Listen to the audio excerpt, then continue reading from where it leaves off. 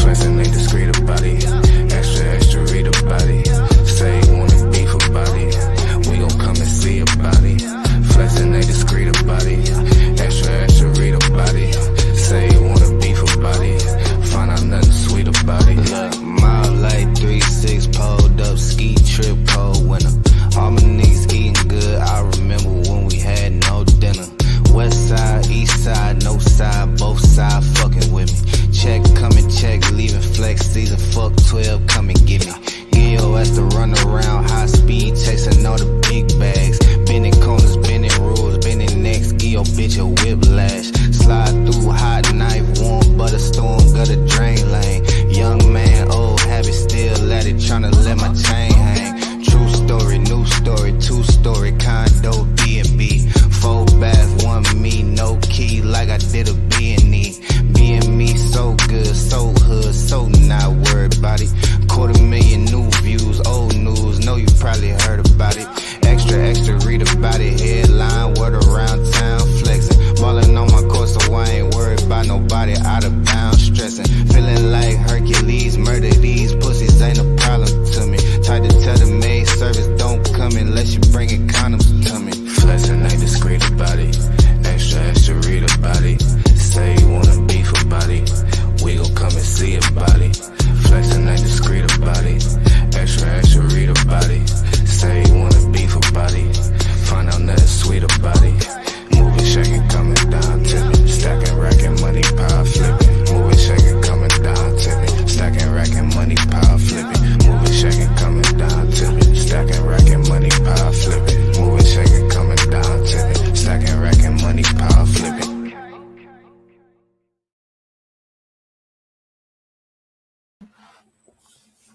What's going on? What's going on? What's going on? Sorry I'm late. Sorry I'm late. Sorry I'm late. What's going on? Let me know where you're checking in from. Let me see. Let me know where you're checking in from. Let me know where you're checking in from.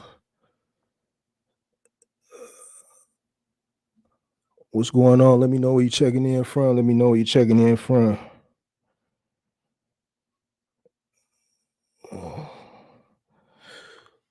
Let the room build up a little bit. Apologize for being late. StreamYard was tripping. StreamYard was tripping. I don't know why they tripping. They ain't like I'm on. I got the top of the line playing and it's tripping. It was tripping, so I had to reboot. Let me know where you check. Let me know where you're checking in from. Let me know where you're checking in from. Champaign, Illinois. Shelby, North Carolina. What else we got? What else we got? Hold on a second. There we go. Shelby, North Carolina, Jersey, Ohio. We got PA. What else we got? Let me know where you checking in from. Hit that like button too as you come in. Hit that like button. Hit that like button. Hit that like button. Hit that like button. Just let the room build up a little bit. How y'all feeling today? How y'all feeling today? How are y'all feeling today?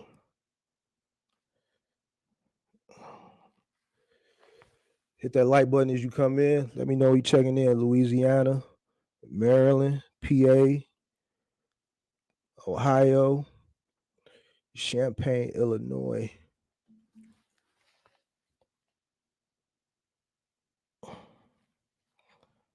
Just letting the room build up. It's gonna be kind of Amazon heavy tonight. Amazon heavy tonight. So where all my Amazonians at? Ain't that what Amazon call y'all? Amazonians? Where my Amazonians at? We're gonna be Amazon heavy tonight. Amazon heavy, Amazon heavy. I think the second, third, yeah, we're gonna be Amazon heavy tonight. Houston in the building, New Jersey in the building.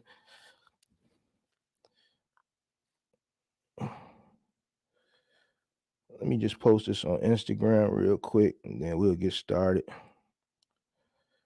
Give me a second, y'all.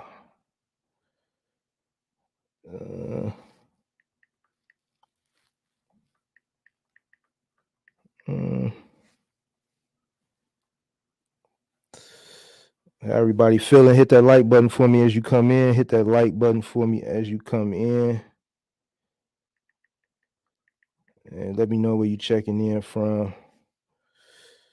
Do my little roll call so I know where everybody checking in from. Give me 1 second, y'all. 1 second.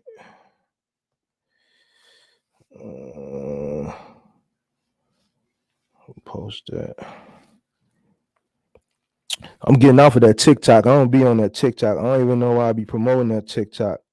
I'm canceling that TikTok and I'm just gonna open up a Facebook page. So I'm gonna start pumping that. I'm gonna open up a Facebook page. I'm gonna start pumping that along with the Instagram, so people can reach out to me on Facebook. I don't even be on that TikTok. That shit like for kids. I don't even know why I did that. Somebody, oh, you gotta get a TikTok, man. I'm cutting that off. I don't even know how to work that. I don't even know how to work that. So I'm cutting it off. Are you running Amazon tonight? Just got back from a 3-day run. Made 3,400 on 1,570 miles. That's what's up. That's what's up. That's what's up. That's what's up. All right. All right. Let's post it. Let's get into it. Let's get into it. All right. Everybody checked in. Everybody checked in. Everybody checked in. Florida in the building. North Carolina in the building. All right. Let's get into it. All right. We're gonna be Amazon heavy tonight. It's been I guess I don't want to say slow couple weeks, probably the last 2 weeks, as far as newsworthy in the trucking, but I always got something to talk about. I can always talk and give people game on how to maneuver.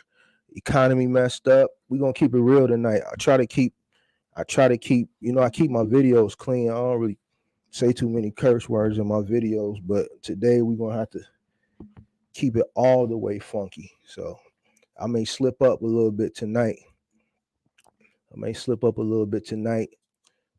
People starting to come around. Like, yeah, man, you might be right, man. We didn't want to admit, but you might be right about peak season. Yeah, I know. Yeah, people starting to tell me. They telling me in the DMs. They telling me in the coaching sessions. Like, yeah, man, I didn't want to admit it, but man, it's looking like you may be right. Yeah. Y'all heard what the Fed did last week, right? You heard what they did. They said you're gonna have to feel it. It's gonna get ugly. The interest rates on houses, interest rates on cars, the banks doing people dirty, the Fed doing the banks dirty, so the banks got to pass that along to you. So all that's going to affect trucking. Why? It's just like I always say, who controls the trucking industry? I don't care what nobody tell you. The suppliers, the manufacturers, the logistics companies, none of those people control the trucking industry. The trucking industry is controlled by the consumers. All right. The consumers control the industry. When the volume is up, because people buy last year with all the money that was given out, volume was up. People spent. Everybody made money. Ain't nobody spending money now. Volume is down. Everybody talking about, man, I got Amazon, man, cancel loads. Man, they canceled 2 of my loads. They canceled 3 of my loads. Goes into what I was talking about the other day. Cancel loads. Why are they canceling loads? The retailers are canceling the loads. Why? Goes back to what I've been talking about. They don't have the space. They don't have the space. They sitting on too much product. Ain't nobody buying. The lag from the supply chain due to the pandemic when it first happened, all that stuff was sitting at the port, sitting on the water. It was ships that couldn't get into the port, right? It was ships sitting on the port. All that stuff was behind. And then while they were waiting on that stuff, they were steady ordering stuff. Once that stuff all hit, it was out of season. All right. And now they just sitting on all that stuff. You go into a Walmart, man, they got pallets all in the middle of the aisle. They don't have no space in the back. It's just pallets of stuff everywhere. But we're going to talk about it. We're going to talk about it tonight. All right, let's go ahead and get started. We got 25 people. It'll build up like it always do. We got Charlotte in the building, Miami in the building. You're doing Flex right now, Amazon Flex. That's what's good. That's what's good. All right, let's get cancel load. So everybody talking about their loads getting canceled. Amazon loads getting canceled. Middle mile loads getting canceled. And like I said in the video, the reason why the loads are getting canceled is because inventory. We talked about it a few weeks ago. Amazon, they done derailed all these fulfillment centers that they had planned for the rest of this year, next year, canceled. The fulfillment centers that were already in the process, construction was in process, stop construction. We're gonna go to building storage facilities. Why? Because we got all this merchandise we sitting on. Not just Amazon. You talking about Walmart, you talking about Target, you talking about most retailers are just sitting on a ton of stuff that they cannot move because they had all of those stuff that came late from the pandemic and the fact that people are just not buying things right now. I want y'all to really think about it. Really think about it. And I know I look at my analytics, so I see the age range of my subscribers. You know what I'm saying? So I do have a few older people. I got a lot of younger people. So the younger people may not understand consumer behavior. They understand like um certain things that I can understand being a 42-year-old person. It's peak season coming up. It's certain things you see going into peak season, and I haven't been seeing them. That's how I've been telling you guys. And now the media is telling you, look, what peak season? What peak season? I'm saying there's going to be a peak season. It's not going to be like last year. I really don't think it's going to even be a normal peak season, but I'm just going to call a regular peak season. The reason why the lows are getting canceled again is because there's no space. There's no space. There's no space. And they don't want to continue to order and put shit on top of shit that they don't feel like they're going to sell. So for everybody that's been asking me or telling me that their lows have been getting canceled, they've been getting canceled, this is why. This is why. All right. This is why. All right. So that's why the lows are getting canceled. I'm going to move on to the next topic, which is prime early access sale. So probably some of you are probably like, what's prime early access sale? Every single topic is going to lead into the next topic. All right. We are in a recession. The economy is jacked up. All right. So follow me. Prime early access sale. All right. This is something that Amazon has concocted. They released the news yesterday or today. And what prime early access sale is it's similar to Prime Day, but it's not. It's something they just came up with out of nowhere, and it's going to be October 11th, and it's going to be October 12th. It's either going to be the 11th and the 12th or the 12th and the 13th. All right. What it is similar to Prime Day. The reason why they're doing it, they're not saying they're doing it, but I know why they're doing it. They're trying to get rid of it's like a liquidation sale. They got a lot of stuff they're sitting on, right? And they want to get rid of it and clear some space. So they're going to do this, guys. It's either October 11th and 12th or October 12th and 13th. So for guys that do Amazon, really, this is a good thing for you guys because if the volume is there due to this, you guys are going to make some money. All right. Here's another good thing. This is what I'm looking at it for. I'm looking at it from a business, from a broader lens. I'm looking at it like this. If they do this next month, and I feel like they're doing it too for this reason, this is going to kind of give them like a test on what the peak season is really going to be like. All right. So it's going to give them some type of idea. If this thing doesn't really jump on the 11th and the 12th or the 12th and the 13th, if they don't move the volume that they normally do on a normal Prime Day, you know what I'm saying? Then it's just going to further reiterate what I've been talking about. If you guys follow the news, listen to the Fed, like the interest rates are ridiculous. The housing market, the interest rates on houses is more than it was in 08. You know what I'm saying? And the words out of Jerome Powell's mouth is we're going to have to feel it before it gets better. It's going to get worse. All right. So with the economy being the way it is and the Fed telling us that it's going to get worse, you guys need to understand this and prepare because guess what? Like I always say, this industry is controlled by the consumer. And if the consumer isn't buying nothing, volume is going to continue to go down. It's going to continue to go down. It's going to continue to go down. You know what I'm saying? So listen. People come to me all the time and they send me videos, they send me links to. I listen. Everybody's going to have their own opinion on things. You know what I'm saying? It's up to you to determine who you want to follow. All right. I understand people feel like, you know what, I follow this person burned me, this person, this, that. Listen, I don't get caught up with what other people say. I've made 3 calls since April 22nd, April 28th, when I created a YouTube, and everything I done called has been right. The reason why I can make these, and I don't even call them predictions. A lot of this stuff is just common knowledge. You know what I'm saying? And feel confident and dive into different perspectives in the box truck game. Not just because the fact that I have a lot of experience with being in this since 2010. A lot of it is just common knowledge. You don't even really have to do nothing with trucking. It's just common knowledge. You know what I'm saying? You can pay attention to the economy and just kind of, forecast what's going to happen. Then some of it has to do with me living through different recessions. You know what I'm saying? Like right now, not to get off trucking, cash is going to be king. If you got cash or you're making money, hold on to your cash. Everybody that had cash, once the smoke cleared from 08, is the people that we see that are successful now in real estate. Everybody that had cash, when the smoke cleared from 08, so we talking about like 2010, because when people start losing out, it takes a while to get kicked out your house. You just don't get kicked out. You know what I'm saying? You don't get kicked out. All right. So by 2010, and I know because I started my moving business in 2010. About 2010, when people started moving out and losing their homes and things like that, right?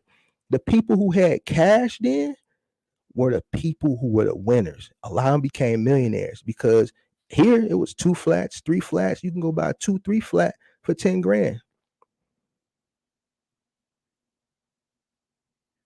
People was eating them 2 flats and 3 flats up for 10 grand. Same situation here. Unfortunately, it's going to be, a lot of people that may not survive. And then the people that are going to have cash when the smoke clears it's going to be like a liquidation sale. It's going to be like a liquidation sale. So it's just like when I was saying, what was that? Back in April, you might want to hold off on the box truck. The price is going to come down.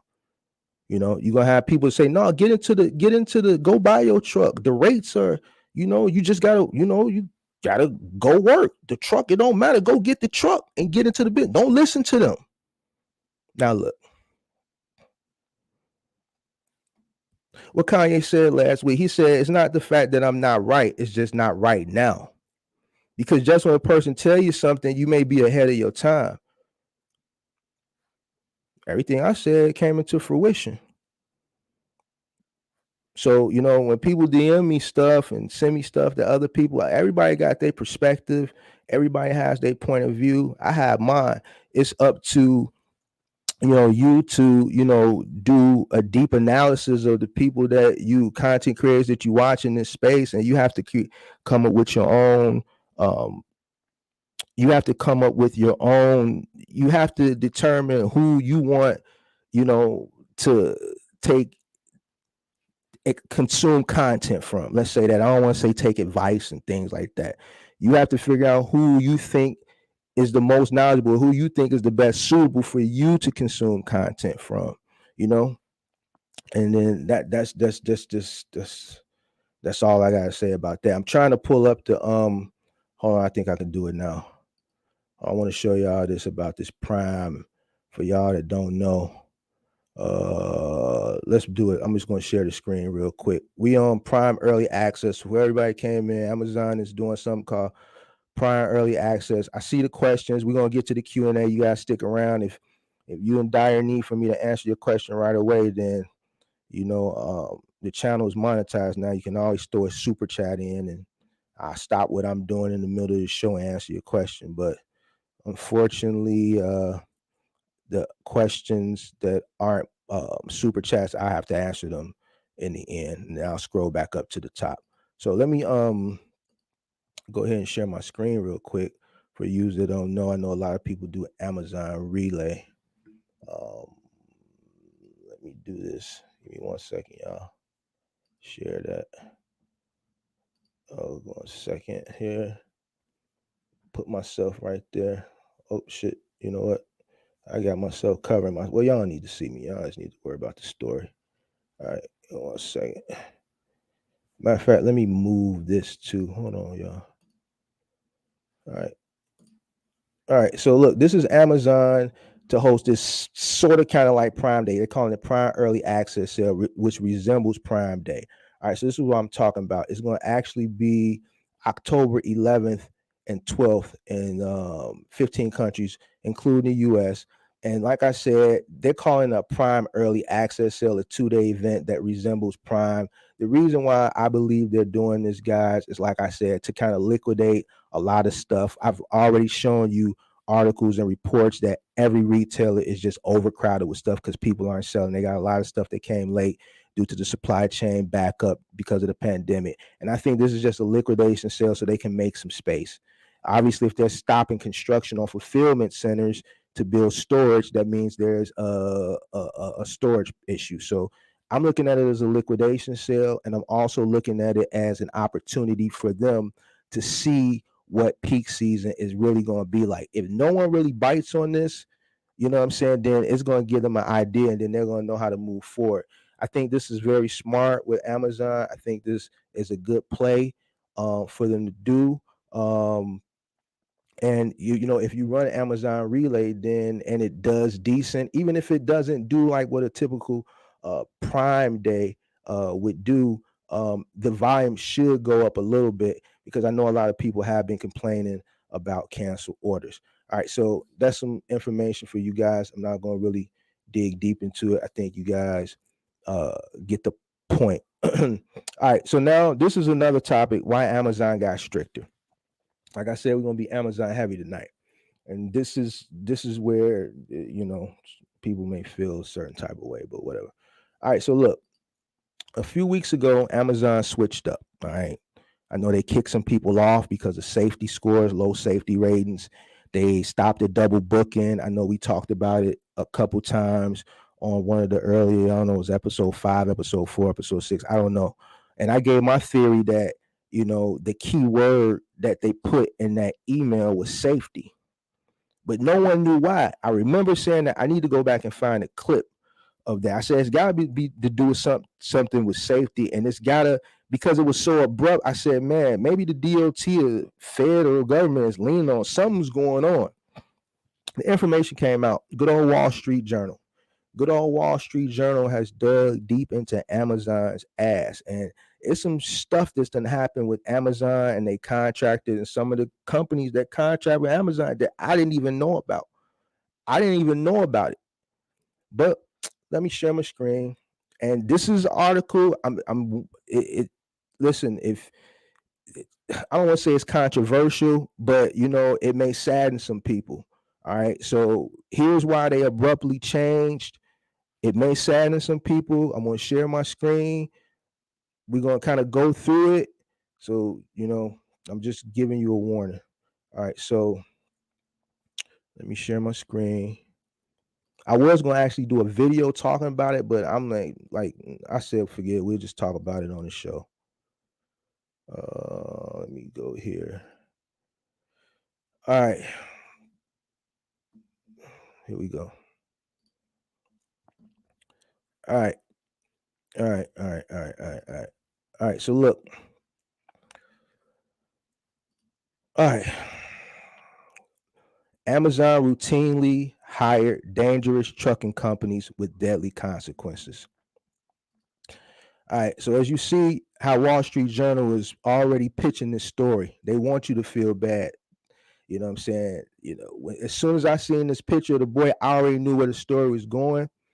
And we're gonna get into the story. I'm just letting you guys know, you know, it some of these stories are kind of sad, but we're gonna try to run through them real quick. All right. All right. So let me go over here. I'm gonna read through some of it. Its regular contractors more than twice as likely to receive unsafe driving scores compared with similar outfits. Amazon says its network is safe. All right, so Amazon is contesting that. All right, the media and everyone else, the DOT is saying that their contractors were more than twice as likely to receive unsafe driving scores compared with similar outfits. Similar outfits would be FedEx, UPS. All right, this poor boy, I ain't got my glasses on. It looks like Hilkiah Leacock, now 5 years old, was severely injured in a crash involving an Amazon contractor that also killed his younger brother. His brother was one. He was in a car seat, guys. So he's in a wheelchair. His younger brother, which was one, was killed. He was 1 year old. He was in his car seat. Oh, shit. Hold on. I thought I had pulled this up. Hold on, guys. Let me refresh it. Guys. Give me 1 second. I don't subscribe to the Wall Street Journal, but I know a way around it. Give me 1 second. Give me 1 second.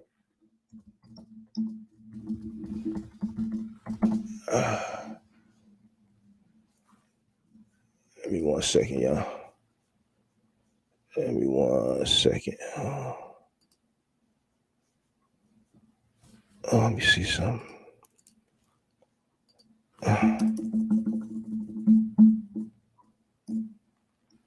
Amazon. Here you go.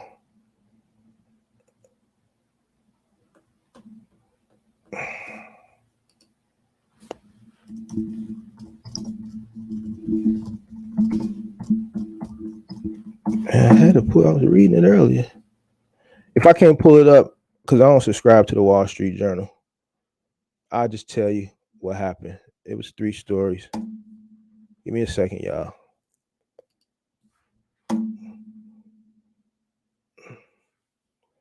All right, so I'm gonna wait till it pulls up. Look, so basically, in a nutshell, it was a bunch of accidents that happened earlier this year, last year, during the pandemic, and some people got killed. This was obviously the saddest story of them all because it involved 2 little kids. They both were in the back seat. The Amazon contractor ran into the back of them. The reason why I wanted to show you the article is because it had the names of the contractors. There was another situation, I believe, out in Wyoming. This crackhead, and I call him a crackhead not because I'm making fun, because he had 2 accidents. He had 2 accidents while he left one Amazon, he was going to another Amazon, and within that journey, he had 2 accidents, 2 separate accidents. And in one of the accidents, they found a crack pipe.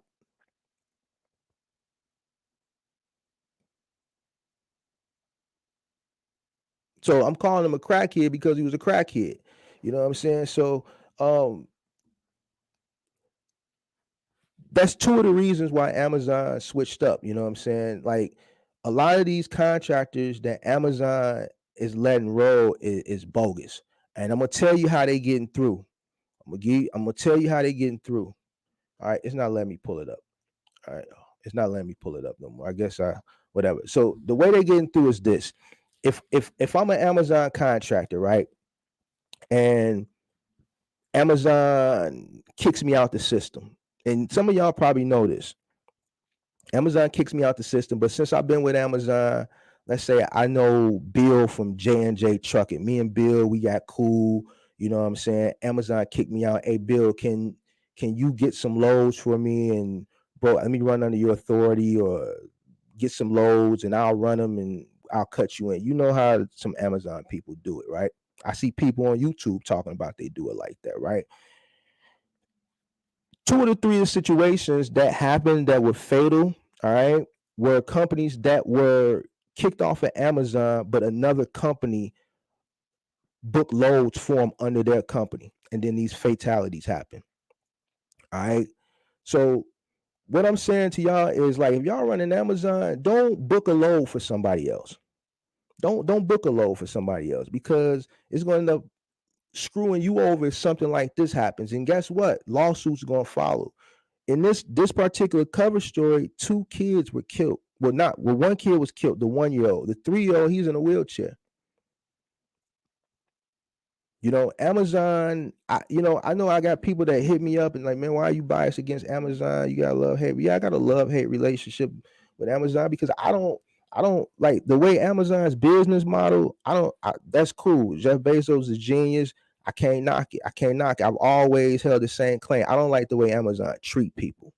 I don't like the way they treat people. Walmart is a little bit more uh, uh, friendlier.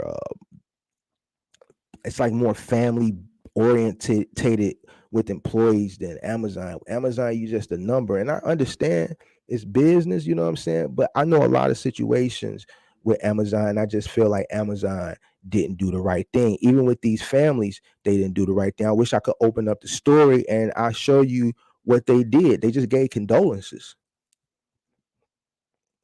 I get it. They structured their business model so that no liability falls on Amazon. They're indemnified from any liability, no matter what happens. But a company that's worth trillions of dollars, you think they'll reach in their pocket and do something, but they just put it on the contractor. But it's their system is the one that's faulty, which allow a contractor to book loads from a contractor that y'all already kicked off the platform. This wouldn't have never happened.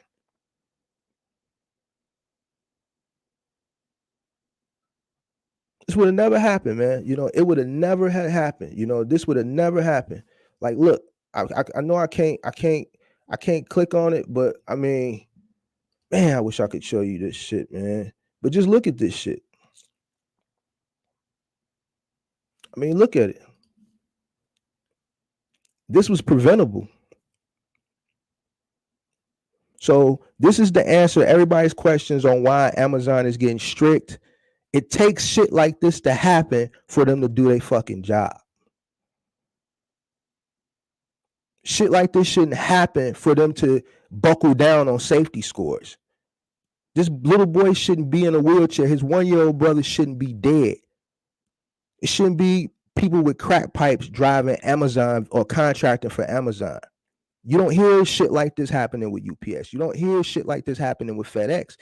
It's hard to get to drive for UPS. You just can't apply and start driving. It don't work like that. It don't work like that for a reason. I understand Amazon has the volume, but when people say, man, what do you got against? I don't have nothing against Amazon business-wise. I've always, you can go back and look at videos, you can go back and look at lives. I've always, I don't like the way they treat people. And this is prime example. The only thing that you have to offer this family and the other families in this story is condolences. That's it. As much money as these fuckers got, condolences. That's it. And when I was doing a video for this, I was actually going to do a video report, but it got too, like, I don't like to do videos based off emotion and just getting through the video, doing the video for this story. Every time I look at this boy, and then I get to the part and I read about his brother, and then just the interview with the mother, you know what I'm saying? That shit it's just sad, man. It's sad because UPS and FedEx, you don't hear stories about this. Their drivers are safe. Shit happens. I understand things happen, but there's too many fatality stories based around Amazon. So for everybody that didn't know why everything is shifting with Amazon, why they getting tight, this is why. Right here. See this little boy and his 1-year-old brother. All right. Wall Street Journal dug in their ass, and here's why. And it's probably going to get tighter. So my advice to people is be safe out there on the road. Be safe out there on the road. For you contractors that got Amazon, don't let nobody else run under you. If somebody get kicked off the platform, don't book no loads for them. Don't book no loads for them. Because they might not run their business the way that you run your business. You don't know what they out there doing. The other dude had a crack pipe on the truck. So, that's my spiel on that. I'm not going to even get deeper into this shit because it's already making me mad every time I look at this little boy. This shit is sad. This shit is sad. And that's all I got to say about that. All right. Peak season update.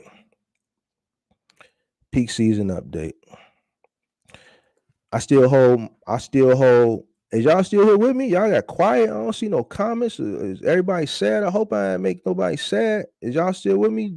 Let's put something in the comment section. Or something. What about the digital dollar they are implementing through the central banks? I guess we'll talk about the digital dollar. All right, y'all here with me. I guess everybody got quiet. I appreciate y'all not saying nothing in the chat because that shit got kind of deep. But let's talk about peak season, man. I still hold my same position on peak season. When articles are saying what peak season, it just further reiterates what I've been talking about. I don't see any. Normally, like around September, like me and my homie was talking about this earlier. Usually, you see blogs and the news and people talking about what's the hot item for the holiday season. Every year, it's a hot item for the holiday season. I haven't seen anything like that so far this year. The iPhone 14 came out. Usually there's a frenzy. I heard a little bit about it, but it wasn't a normal frenzy. I heard more people when the iPhone 14 came out, they dropped the price on the 12 and the 13. I heard more people went and bought the 12 and the 13 because it was cheaper. That's what I heard. These just further reiterate, what I've been saying. You know what I'm saying? It further reiterates it. So, I don't want to be the guy that sound like I'm beating a dead horse to death. You know what I'm saying? But I feel like because of the and I hate to go back to this, people send me things, and I didn't come on YouTube to beef with people. You know what I'm saying? And because of a difference of opinion, you know what I'm saying? I don't care what another person's opinion is. You know what I'm saying? I really don't. You know what I'm saying? My opinion is my opinion. You know what I'm saying? And I base my opinion off things that I've lived through, things that I've been taught, and just business that things that I've seen. You know what I'm saying? Everybody's entitled to say and do what they want to do. You know what I'm saying? So I'm going to keep reiterating it because I don't want nobody to forget that I said it. And if I'm wrong, I'm the type of dude I'll come on here and say that I'm wrong. I miscalled it. Because ain't nothing like what's going to happen to me. I'm going to still wake up the next morning and still be Mark. I just called it wrong. You know what I'm saying? It is what it is. I don't worry about. No, I love haters. I need haters. I love them. I need them. I welcome the hate. I need the hate. I need it. I love it. And I don't really consider it hate. You know what I'm saying? I just consider it sucker shit. You know what I'm saying? I don't get mixed up with that. That's why I don't go back and forth with people. You know what I'm saying? But I'm going to keep reiterating the peak season because I don't want nobody to ever forget that it was me. I don't want you to forget it because, like I said, if it goes the other way, then in December I'll be like, I called it wrong. And I'm gonna be on here next Tuesday and we'll be talking about something else. And that's just what it is. You know what I'm saying? The economy is jacked up right now. People ain't spending no money. People ain't spending no money. They haven't been spending money all year long. And I just what's weird and what I don't understand is why people just don't. Do people not watch the news? Do people not watch the business news? Or is everybody caught up with the foolish stuff? I know we watch the foolish stuff. I check out some of the foolish stuff too here and there. It's good entertainment, but I try to most of the things that I consume, whether it's from the news, the TV, social media, or whatever, is usually something that can benefit me, in the long run. Business information. First thing I do when I wake up, I look at the news apps. I don't go on Instagram. I don't go on Facebook. I'm not concerned about what people are capping about and lying about. I'll get to that later. I'll get to that later. I need to know what's going on so I can know how to move.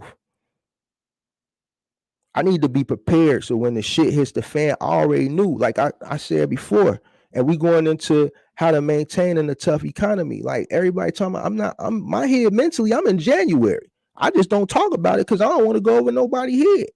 See, what people fail to realize, and there's a lot of new people in the game, January and February is always the slowest months. But see, we had an unusually busy January and an unusually busy February this year because a lot of that stimulus money was still carrying over. You know, a lot of that stimulus when Biden cut a lot of that, started cutting a lot of that stuff off was in March, April, right? When it was done. I think some of the last stimulus was that child care stuff for the moms, and I think it was one or two other ones. But January, February, still some stimulus is carrying on. That's why we had an unusual high volume January and unusually high volume February. Anybody that's been in this game for the longest knows that January, February is dead. After the holiday season, January, February dead.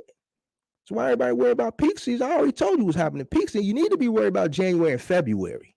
See, that's where my head is at. I'm next year. I'm not worried about peak season. I'm always ahead of the game. I'm trying to figure out what this January and this February is going to look like. Because out of all the years I've been in business, January and February are always dead. And when I mean dead, I mean dead. Flatline dead. So you think it's bad now, and people talking about cancel lows, and I'm not being a negative Nancy. Oh man, we think positivity. Listen, we don't, man. Listen, this is how I was raised. My mom always told me, you're going to hope and pray for the best, but you're going to prepare for the worst. I'm going to always be prepared. I'm not going to, yes, I think positive. We think positive. We put the positivity in the air.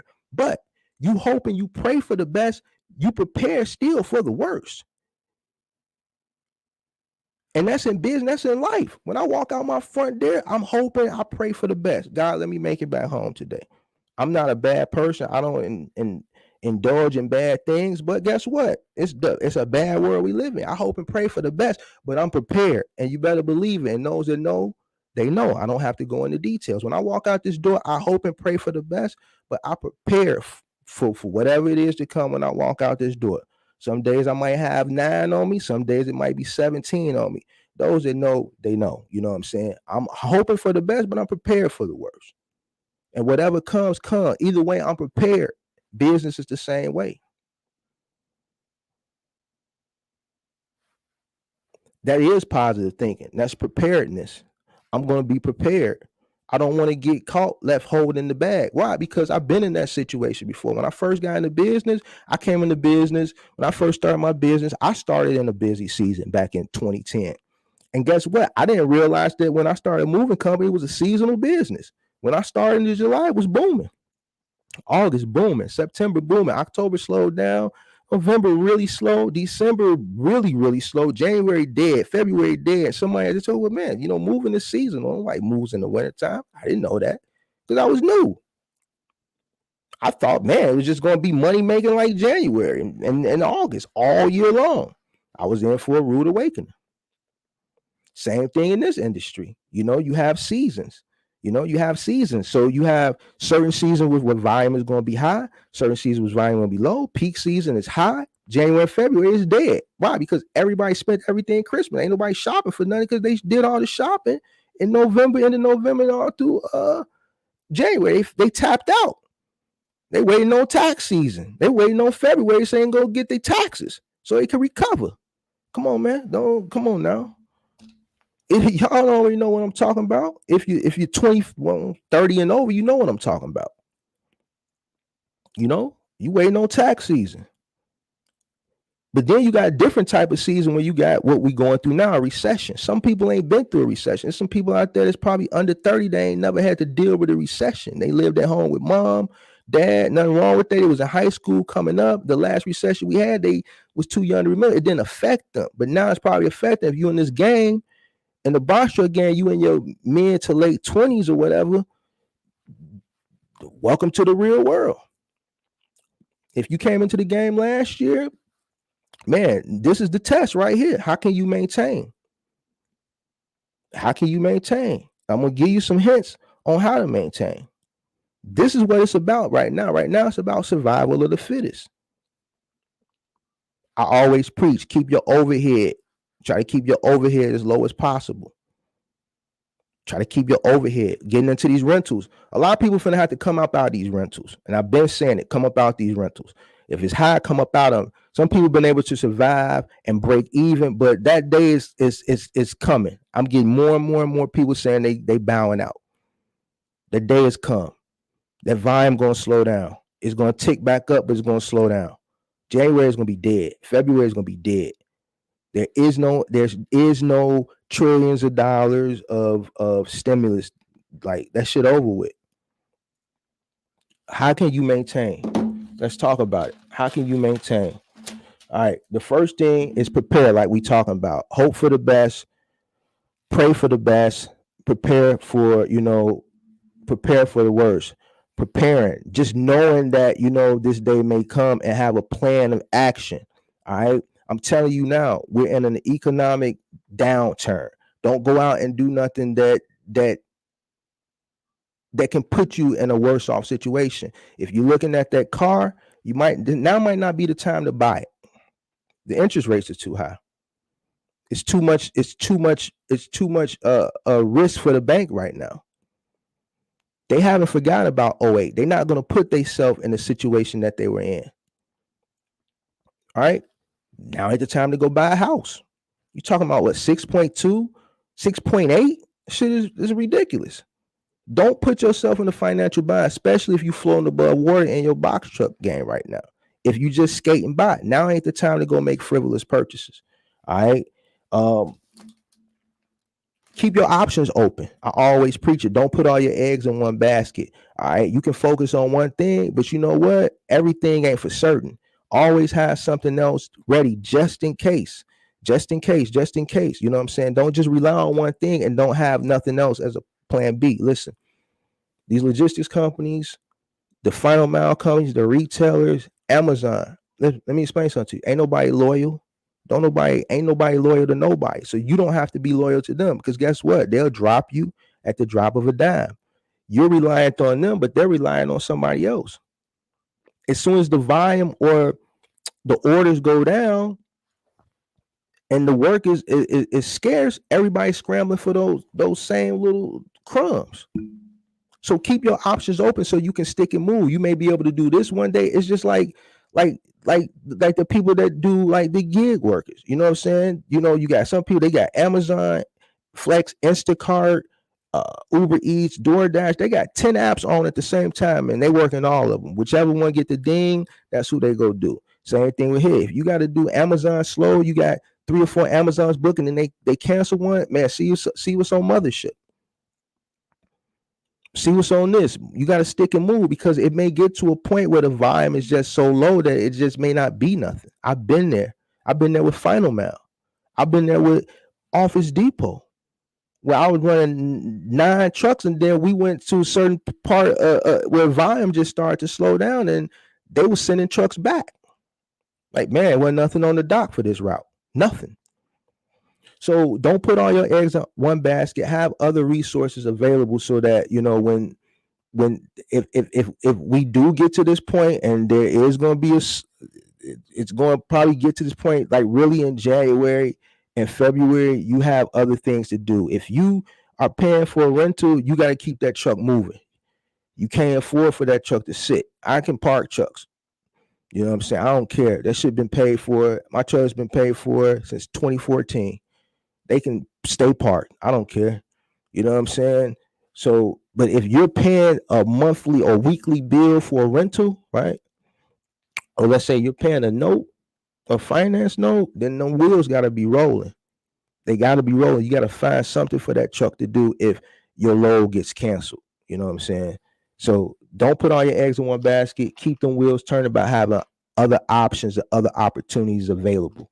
All right, because then when shit happens, you don't have to go work and scramble. You already got things set up, and you can just, jump right into the stuff. Relationships. Now, don't take this the wrong way. I'm not promoting nobody to kiss nobody's ass, but relationships are good. All right, especially when you're on these docks or you're dealing with these brokers and things of that nature. Even Final Mile, when you're dealing with the logistics company, relationships are very, very, very, very, very important. If you have leverage, then that's one thing. But if you're just you and your one truck, or you got 1 or 2 trucks, you really don't have that much leverage, because you don't have a fleet of trucks where to the point where they don't want to piss you off because they need you, then relationships are very important. When I say relationships with the people who make the decision makers. All right, the decision makers. I'm not saying kiss their ass, but it doesn't hurt to tell somebody good morning, good afternoon.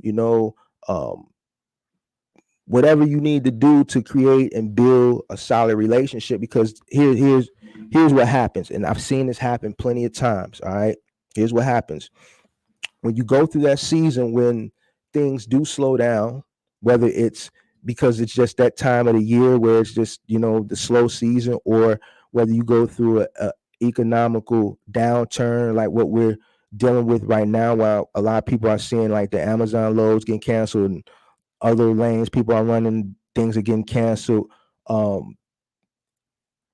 That freight is going to dwindle down, right? And when the people who make the decisions on who they're going to get those loads to, they're going to give them. Listen, favoritism is it's there. All right, there's no way around it. Everybody's seen it. It exists. Favoritism exists. You want to be in a person's good graces, because when those loads and when that freight on that dock start to dwindle down, it's going to go to the people who have the good relationships with the decision makers. Now, I'm not promoting nobody kiss nobody's ass. Don't kiss nobody's ass. I don't kiss nobody's ass. I'm not an ass kisser. But it's a difference between ass kissing and building and maintaining a good relationship with decision makers. All right. So, you want to build those good relationships, because it's going to get to a point at some time where freight is going to dwindle, and you're going to have all these contractors that normally have work to suffice them and provide them a comfortable settlement pay, that that freight is going to start shrinking, but you still gonna have this many and then that stuff is going to have to get split, and then to the point where they can't split it up, they're going to have to start canceling routes. You don't want to be the person that gets their route canceled. All right, so good relationships is very important. All right, and then the final thing on maintaining in a tough economy with your truck is reducing your debt. You want to reduce your debt. And I always talk about this overhead. I'm not talking about box truck rentals no more. All right, I've given my spiel. I've did my thing. I've reached out to people.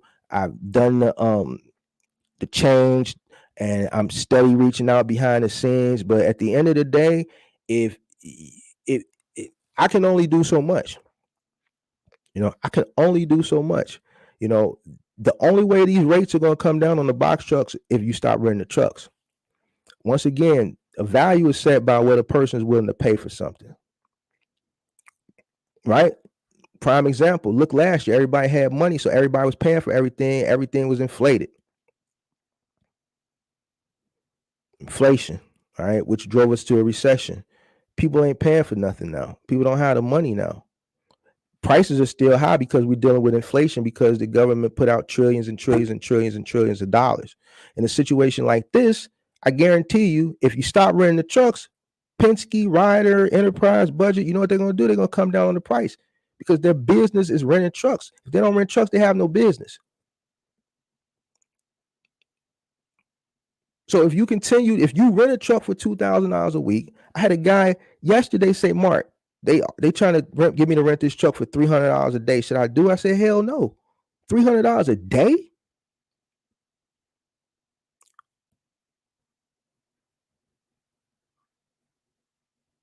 $300 a day. But then you got people that say, you know what? Don't listen to them. They saying, don't do it, man. Just rent the truck. You're going to make the money, right? I don't believe in that. Listen, timing, business is about timing, right? Would you, if you were a real estate, let me, how should I say this? If you're a real estate investor, is now a good time to jump into buy real estate?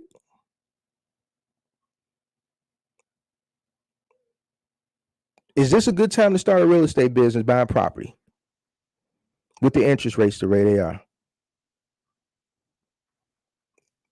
Or if you're a smart person, eventually the rates are going to come down. The houses, the buildings are, the property is already coming down from where it was earlier this year, and it's going to continue to come down, right? It's too much uncertainty out there. Let's wait to see, when the dust settles, what happens. If it's anything like in the past, then We might see a bunch of foreclosures. You might see some stuff pop up for dirt cheap, right? And then you go in and you start buying. Same thing with any other business, the box truck. And why would you don't be so thirsty to get into it, right? Because you want to get into it for whatever reason that you go rent a truck for $300-$400 a day. Because you're not gonna make no money. You damn sure not gonna make no money right now in this economy. It's about timing. It's about timing. So don't jump into something with high overhead, like a high rental. When those trucks were $85,000, when I was telling people don't buy those $85,000 trucks, don't buy no expensive truck, don't get no high rental. Certain things you just can't control. All right, you can't control the cost of diesel or the cost of gasoline. All right, insurance, it all depends on the individual.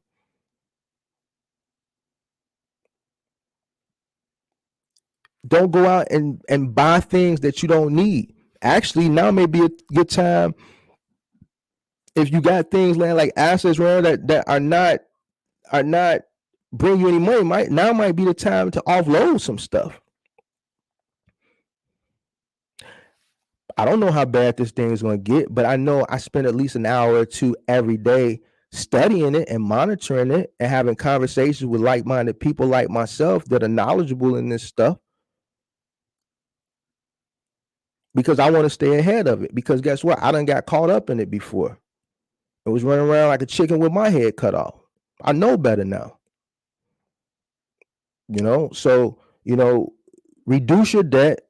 Don't go out. I had somebody DM me, he might be watching, looking at buying cars and things. To me, right now is not the time to buy a car. Interest rates are too high.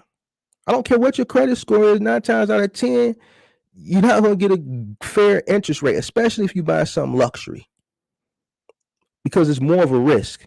You're better off going to get a better rate for a Kia or a Hyundai or something that's less risk, because guess what? You may be making the money now, but the banks don't know what the future holds. But then, we feel a little bit more confident that this person, even though he got a good credit score and he can get a $120,000 car, if a person goes by a $30,000-$40,000 car, we feel shit hits the fan, they lose their job, they can hustle this money, this $400-$500 note up. Versus you going out and buying $100,000 car, it's a little bit more riskier for the bank. If he loses his job or she losing his job, man, it might be a little bit harder to muscle up that $1,800 a month.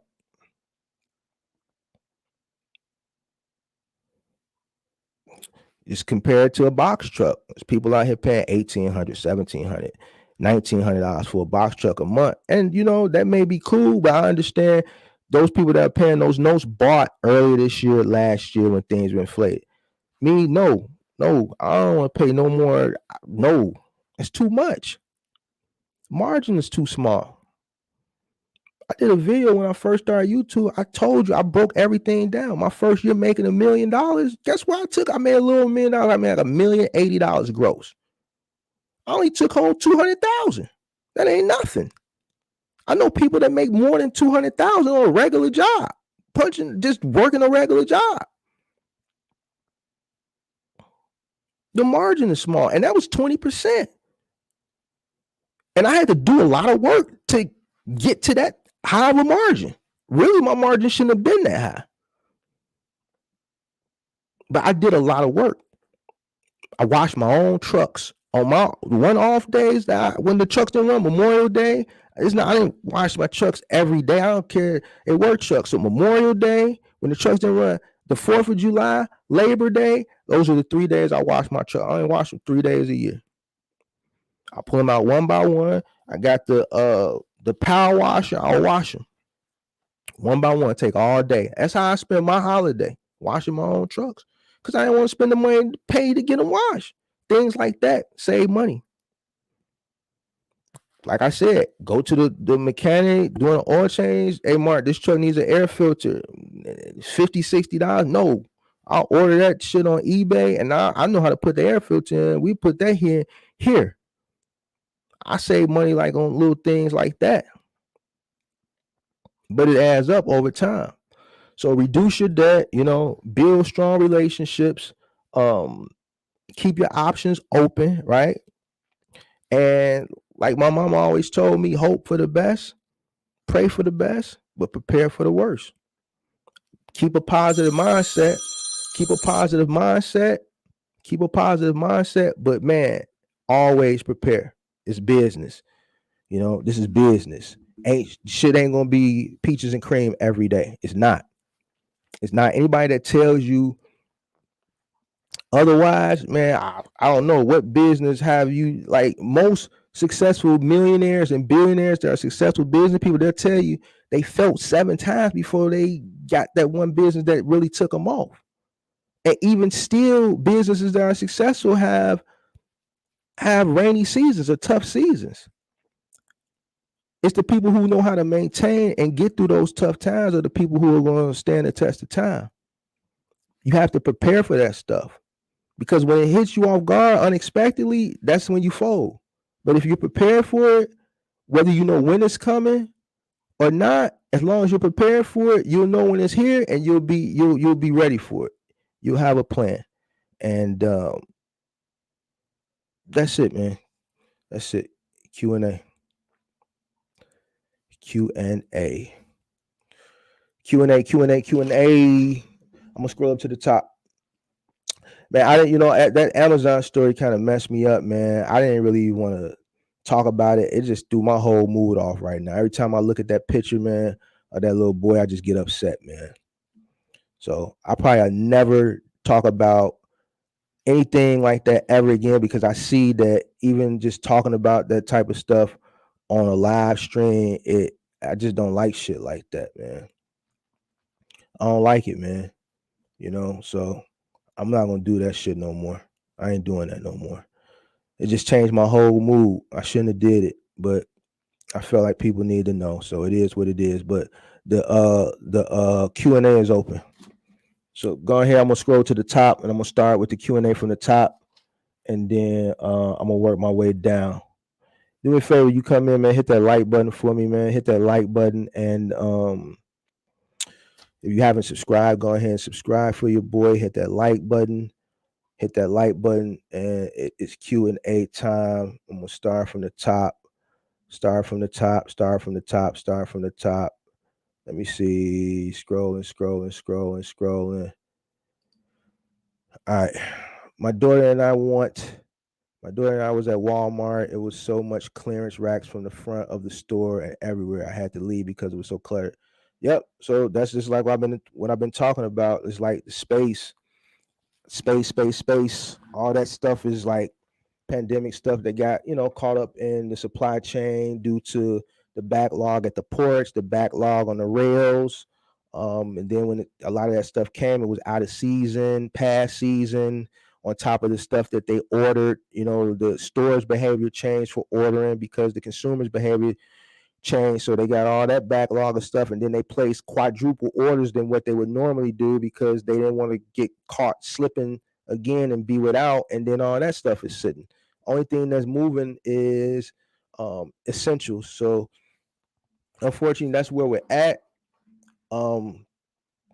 Hopefully it gets better, but the Fed said it's going to get worse before it gets better, and sometimes the Fed is the horse.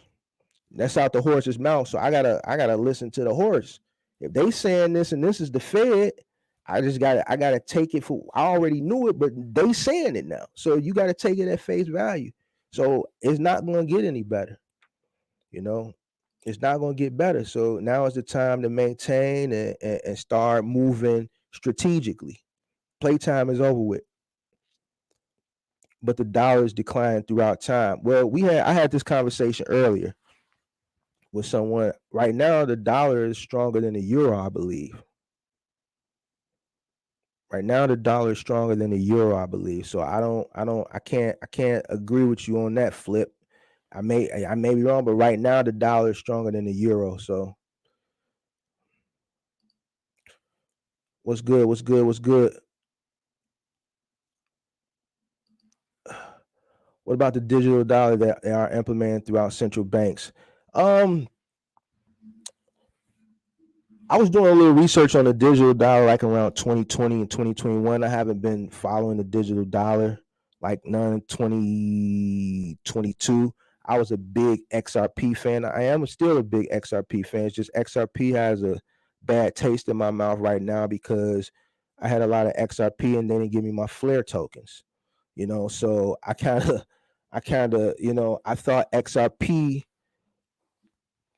would kind of that whole one global currency thing. I thought they would probably be the ones that kind of would bring all that together. But once I got out of crypto, sold all my positions in crypto, and I still haven't got my Flare tokens. I just really haven't been keeping up with the digital dollar or nothing with the one global currency thing. So you probably can tell me more of the up to date stuff with that than I'd be able to talk about.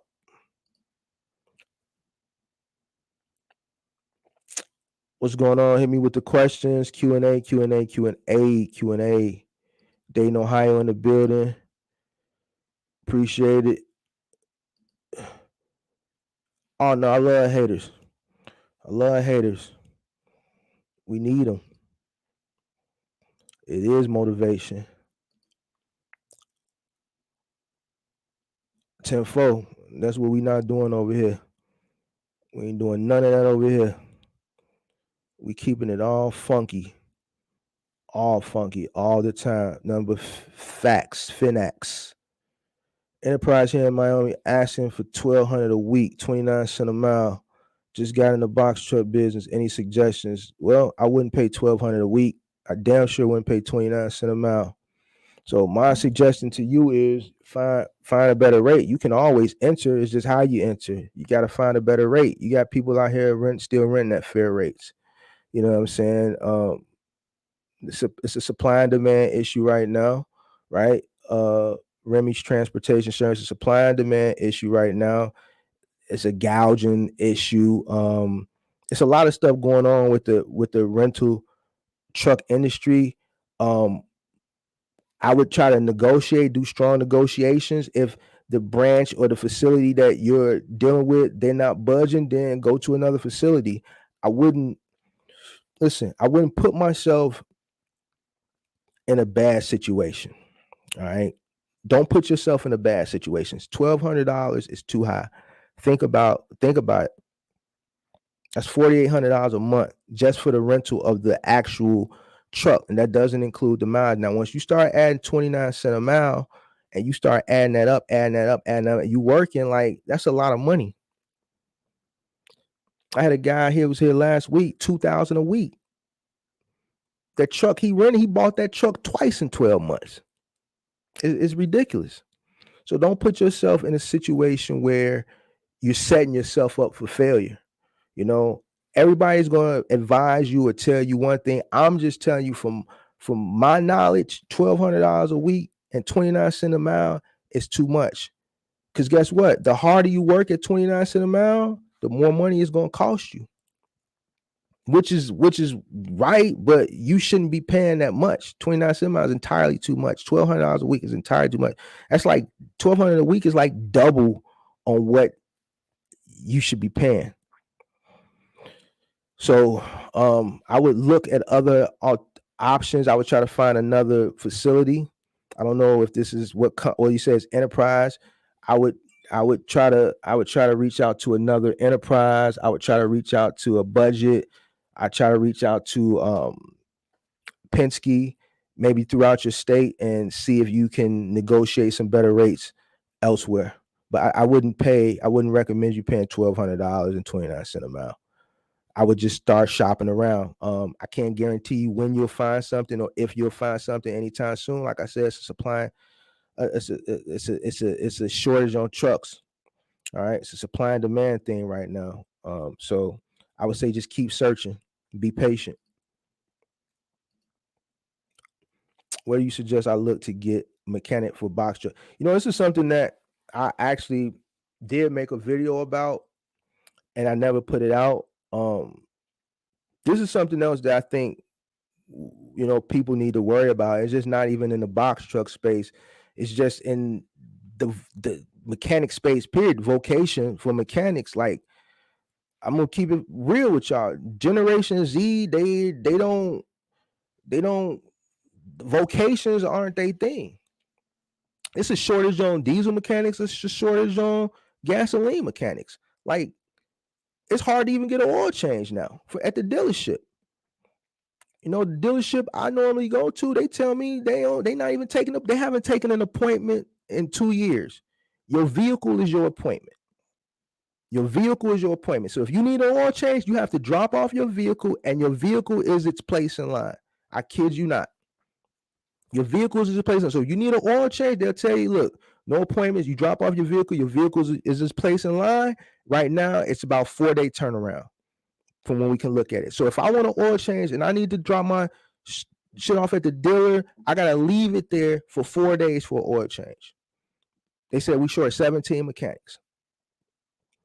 So like I talked about last week with the truckers, how as the baby boomers are retiring, only for every 6 boomers that retire, only 2 Generation Z are replacing those seats, right? It's like the same thing for mechanics. Vocations, like Generation Z don't want to be electricians. They're not going to school to be plumbers. They're not going to school to be carpenters. They're not going to school to be mechanics. Technology has consumed them, and it's made it easier for them to make a living. You got people that stream and play, like I said, they play video games all day and they make millions of dollars. Or they stream shit on YouTube. It may not be educational like this, but their generation takes in that content. I don't, I'm 42. I don't get it. I don't understand it, but it is what it is. When I was in high school, I went to a vocational high school. They had high schools that prepared you for the world. They don't even have that no more. I was just talking to a partner of mine the other day. My freshman class was 800 kids. My freshman class, just the freshman, when I first started high school, the freshman class, I went to a really big high school here in Chicago. Just the freshman class was 800 kids. Not including sophomore, junior, and senior. Just the freshman class was 800 kids. That school now, the population of that school now is less than 400 kids for all 4 classes combined. Kids don't even really go to school no more. So, the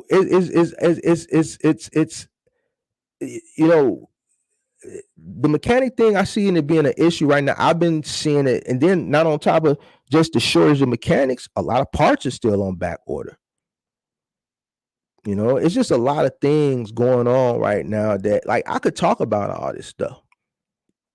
I know a lot. I speak from a different perspective than a lot of people. I know all this stuff, So as far as a suggestion, a good mechanic, I would suggest that, I don't know where you live. I can tell you here where to go, but I don't know where you live. I would suggest you Google something and maybe read some reviews. Now, what I can tell you on a commercial level, where to take a box truck, there's some Firestones.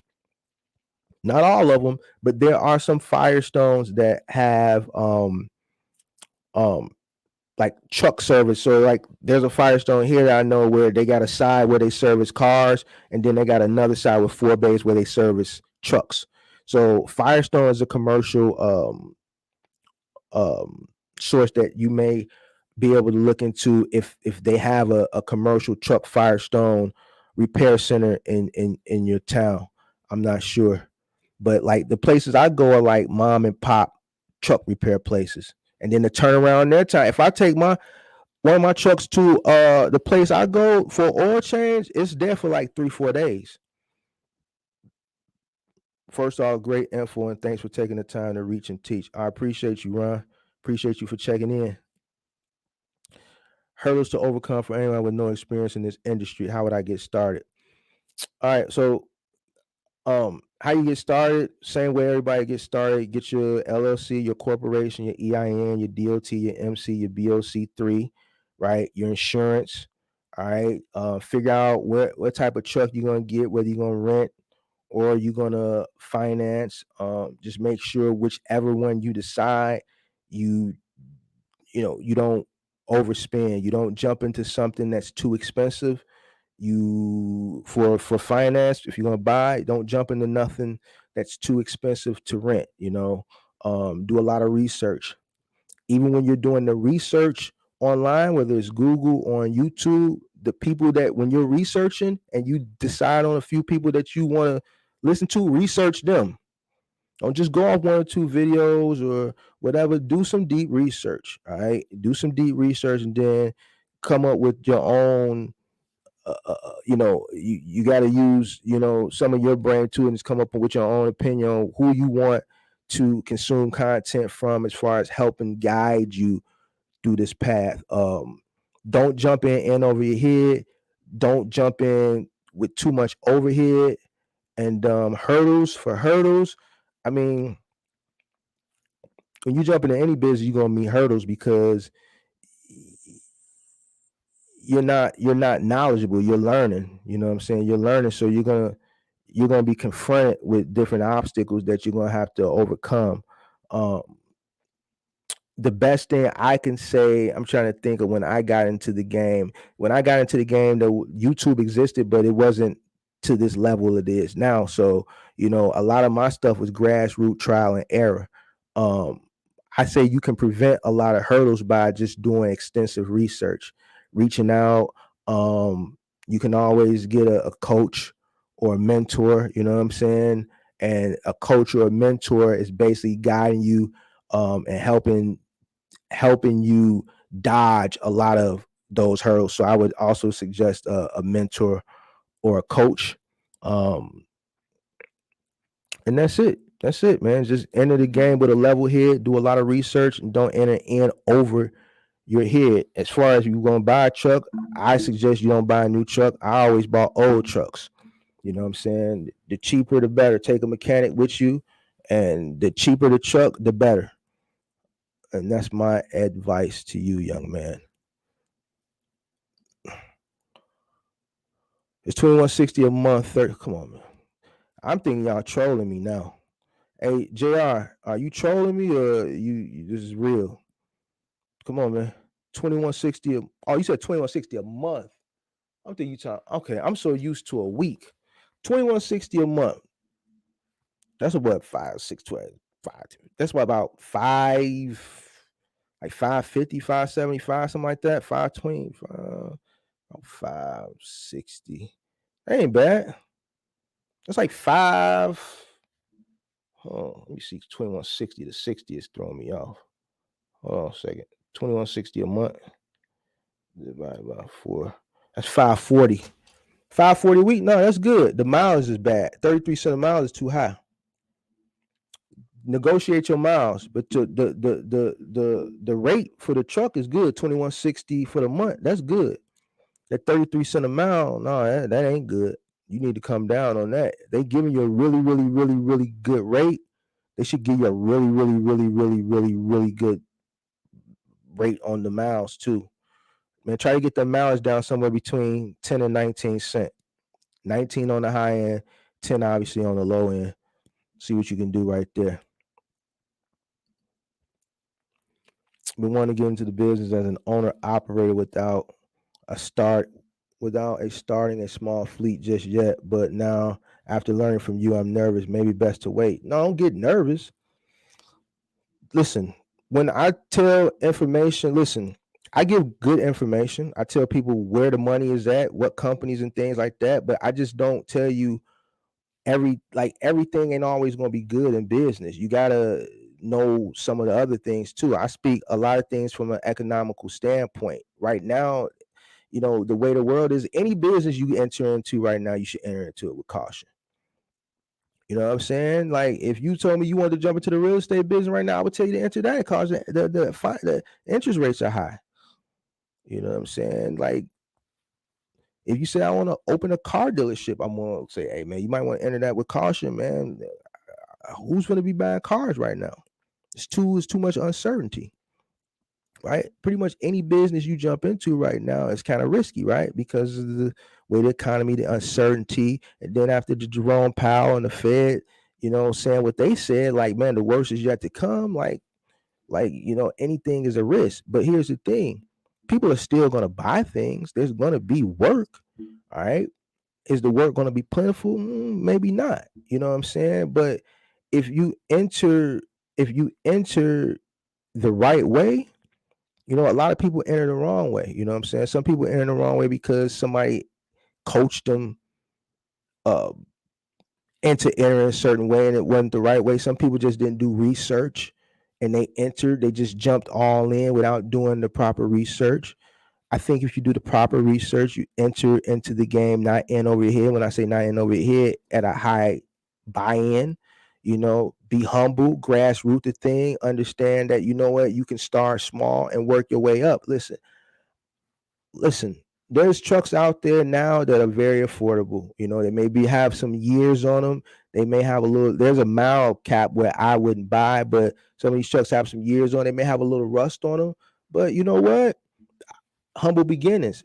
But get in the game as inexpensive as you can, and work that number so that when things do arise, you don't have so much overhead that it's just swallowing you. Right now, a lot of people are getting swallowed. So going back to research, do a lot of research. Don't be scared. If you do the research, the research is going to reassure you because you're going to enter the game with a level head. You're just not going to jump out there and then be scratching your head and like, man, what the hell did I do? Do your research, man. Do very extensive research. Watch videos on YouTube. Do Google research. Get you a mentor. I don't, find you a good mentor. Find you a good coach. I think there's still money in. Well, no, I'm not saying there's still money. There's money to be made. I believe it's going to get tight and critical over these next couple months. Yes, I do. Past February, I can't really foresee past February right now, but I do know it's going to get tight. So maybe thinking about it, maybe at second quarter next year, maybe, while you take the final quarter, fourth quarter, do your research, you know what I'm saying? And then maybe revisit, maybe entering in second quarter next year. But I think if you do your research and you enter the game level headed, you'll be fine. I wouldn't be scared. A lot of these rental companies won't take a new LLC. They want 2 years. What you think I should do? I've been hearing that a lot. So like the rental game has been changing for the past few months, and I mean, I'm gonna talk about why it's changed. I know some people probably heard it, and then I guess I can give you some advice on what to do. It's gonna keep changing. They're gonna continue to make it hard. They're gonna continue to make it hard. The more scarce these trucks get, the more trucks people don't return, trucks on the run, the harder. The reason why they're making it hard for people to get trucks is because of the bad apples. People ain't returning the trucks. As far as what you should do, I don't know if every rental company is implementing these stipulations. There's different stipulations for different companies. I'm hearing now you got to have a brick and mortar business. You got to be in business 2 years. If you're a new business, you haven't been in business 2 years. So I really don't know what to tell you. I'm not going to sit up here and try to make up an answer because if you're a new business, you ain't been in business 2 years. I really don't know what to tell you. It actually kind of sucks that it's come to this, but this situation right here ain't got nothing to do with the supply and demand. Because the reason why they doing this is because of the bad apples. The bad apples is ruining it for new people coming into the game. Like, these trucks got to be maintained. People don't want to bring the trucks back to get maintenance. People running off with the trucks. Some people, cards ain't going through. I just don't talk about that stuff. A lot of people ain't got the money. The funding ain't there. So when they hit the card getting declined. Motherfucker done closed the bank account. All type of shit is going on that I've talked to, and I it gets back to me.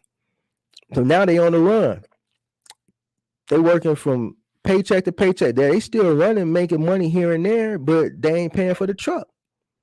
It was a guy, I found his channel. He used to frequent my podcast and come on often, and he was running from Ryder. I ain't heard from him. I came across his channel, and I'm not gonna say who he is, but they stole his truck. They stole his Ryder truck, and he documented on his channel. They stole it, trashed it. It's that bad out here right now. They stole his Ryder truck.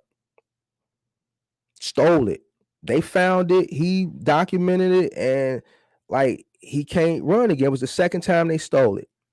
So now he's not even in box trucking. You know, because once they stole the truck this time, they ruined it, and Ryder didn't have another truck for him. And he was, you know, had exhausted all his money getting into the game. So they stealing trucks from people while they out on rentals. So it's sad. I worry about my trucks. Like I don't like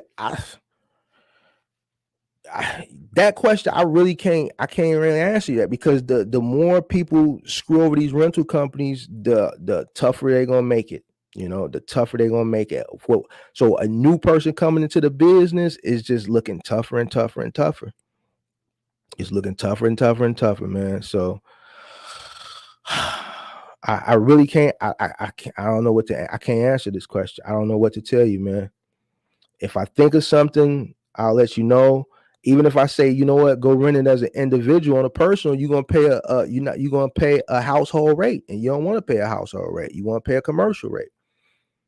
So I really don't know what to tell you, man. I really don't know what to tell you, man. But if I think of something, I'll circle back around and let you know. It does suck though. You know, I'm making a Facebook. I said that earlier. I'm gonna make a Facebook this week, and we're gonna chat. I'm gonna make a Facebook for Mark the Mentor. I gotta make a what they call it, a public figure page, because I don't want to do it on my personal page with my family and stuff like that, man. Some crazy people out here, man. I was watching one of the other content. He said somebody showed up to his door, and see, I don't play them games. So I'm gonna make another page, a public figure page, where, you know, it's just gonna get this type of content where it ain't gonna be mixed up, because I don't know no crazy people, because I'd be damned if somebody show up to my doorstep. So give me like a few days. Let me make that page, and then I'll reach out to you, Joe. New to the channel, good content tonight. Appreciate you, Mel. Appreciate you for checking in. Once again, this is the Q&A session, so go ahead and drop your questions. Hit that like button as you come into the room.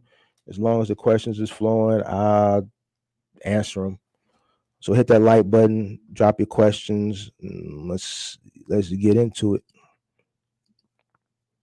Would you come in at this time if you were not in already?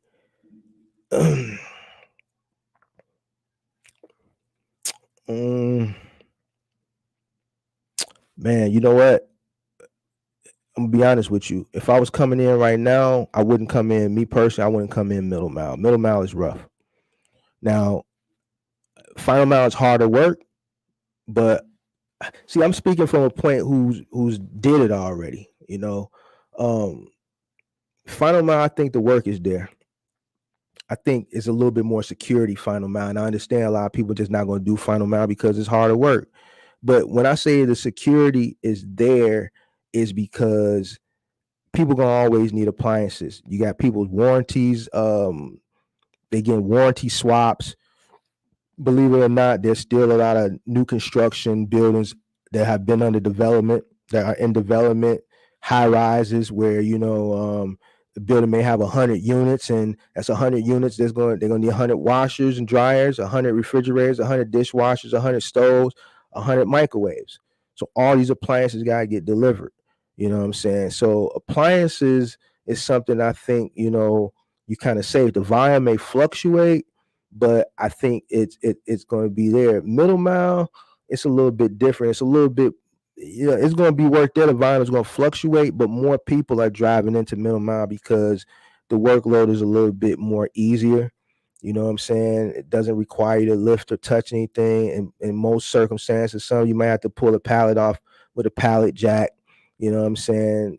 But like carrying a refrigerator or a stove in and out of a house up 2 and 3 flights of stairs, there's a lot of people ain't trying to do that. So I would enter right now final mile. Middle mile, no. Moving, knowing what I know, no. No. Moving, my moving company is the worst year I ever had. Worst year I ever had. And the summer is always busy. Worst summer I ever had. Worst summer I ever had. And see, that's another way I can forecast. Like a lot of people forget, I got a moving company. A person's largest asset is their home. You know what I'm saying?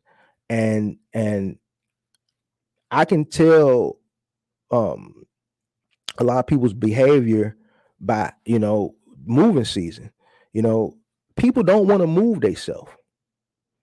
People don't want to do final mile to deliver refrigerators, washers, and dryers and stoves. So imagine running a moving company where you doing this day in, day out, but 10 on the final mile is like 10 times worse. It's like 10 times worse because you're moving people's whole cribs. You're moving them out of their crib, driving to the new crib, moving them in. It's worse. So, and I'm not saying it was bad because of the fact that, employment, like we are dealing with an employment crunch, but it's just a lot of people that moved, they rented U-Hauls this year. People did it themselves. And that let me know that it's jacked up out here because moving is something if they down to their last, they rather pay a mover than move themselves. A lot of people move themselves. And then I looked at U-Haul's numbers. U-Haul made $1 billion more last quarter than they made this quarter last year. $1 billion, 1 quarter. So once those numbers came out and I seen that U-Haul did an extra $1 billion from last quarter from last year, I said, this is why it's slow. I already seen it just being in the street. I'm in the 3rd largest city in the country. So all I got to do is drive to certain neighborhoods on the 1st of the month when everybody's lease is up moving day and just look.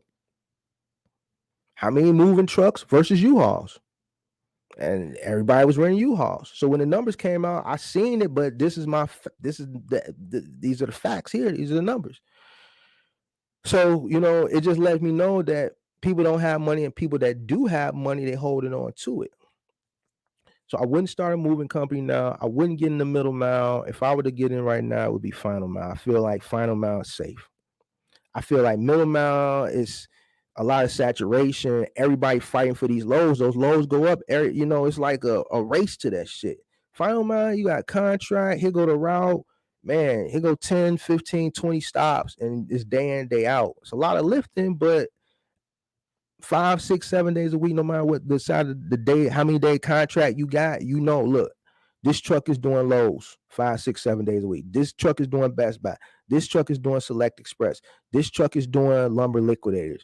This truck is doing this. This truck is doing that. This truck is doing Furniture Superstore. I know what it is, so that's what I would do, man, if I were getting into the game now. Does Amazon Flex even allow ex-cons? 20 years ago, I caught a delivery case. Hey, Ron, you out in Champaign, Illinois, right? I don't know, man. I really don't know. I don't know what to say. They might. I heard Amazon is felony friendly now. So you might be straight. I think Amazon is felony friendly. So you might be straight. Can I run final mile without a lift gate? I wouldn't suggest it. You can. Yeah, as long as you got a ramp, yeah, you straight. But you know what? If you're doing a refrigerator, like if you're in like Best Buy or Lowe's or Home Depot and somebody order like a big refrigerator, like a 30 cubic foot, 28 something big, you may have an issue, coming down that ramp if you got some people that just ain't solid and they ain't careful and they really don't know how to use that appliance dolly and they ain't strong. I would suggest a lift gate, but even with a lift gate, I seen people put stuff on the lift gate and stuff go over. Like either way, you got to make sure your guys is trained and capable of doing it. I would suggest a lift gate, but if you get into the game with a ramp, you should be fine as long as you got the right equipment and you train your guys properly on how to use that equipment. You should be okay. I did look into using their rental insurance from the rental company.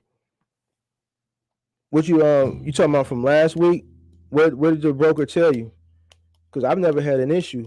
I've always used the rental company's insurance. If we rented a truck for something, I would just use their insurance for the truck. I would buy it. I wouldn't put it on my insurance. Problem with that is they don't cover cargo insurance with the truck. Yeah, so yeah, they don't. You're right.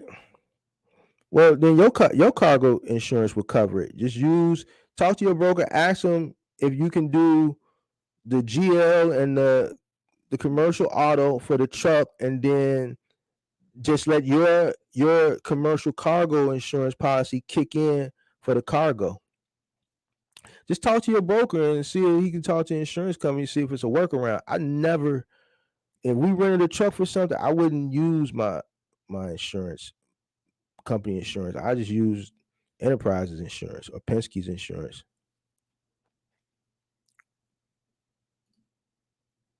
They told me bro-in-law about the same thing. He bought a new F-150 and it's acting up. They can't see the truck until 2 weeks. Yeah, so yeah, like going into, even if your personal vehicle or even your truck is just getting into a shop right now, it's difficult. It's a shortage of mechanics. And to be honest with you, just to reiterate for those that came in, it's probably going to get worse. Generation Z isn't interested in vocations. They don't want to get their hands greasy. They don't want to climb ladders. They don't want to be electricians. They don't want to stick their hand down toilets and be plumbers. They just don't want to do that type of stuff. So, I don't, this is a topic that I said I'm going to research and dig deep into because I think it's very fascinating. I think it's very interesting because look how it is now. So what's going to happen 2-3 years from now? You know what I'm saying? So, technology has consumed the younger generation. They're just really not interested in these things. So the more boomers retire, because if you go into a lot of diesel shops, it's boomers in there. A lot of those mechanics is old, gray, white hair, old men that move slow. They old. They've been mechanics 30 years and they on their way out. You don't see no young mechanics in there. So this is interesting. This is something for people to think about. I have a hard time. I dread getting the oil change now. I'm talking about personal vehicle because it's a headache. It's a headache. So it's rough right now. Yes, research because there's a lot of frauds out here. You must be talking about the gurus. Yeah, here's the thing with that, man. I really don't touch on it. I'm just going to tap on it real quick, man. When, I think people get sold on, people get sold. How do I say this? Because I don't want to start preaching.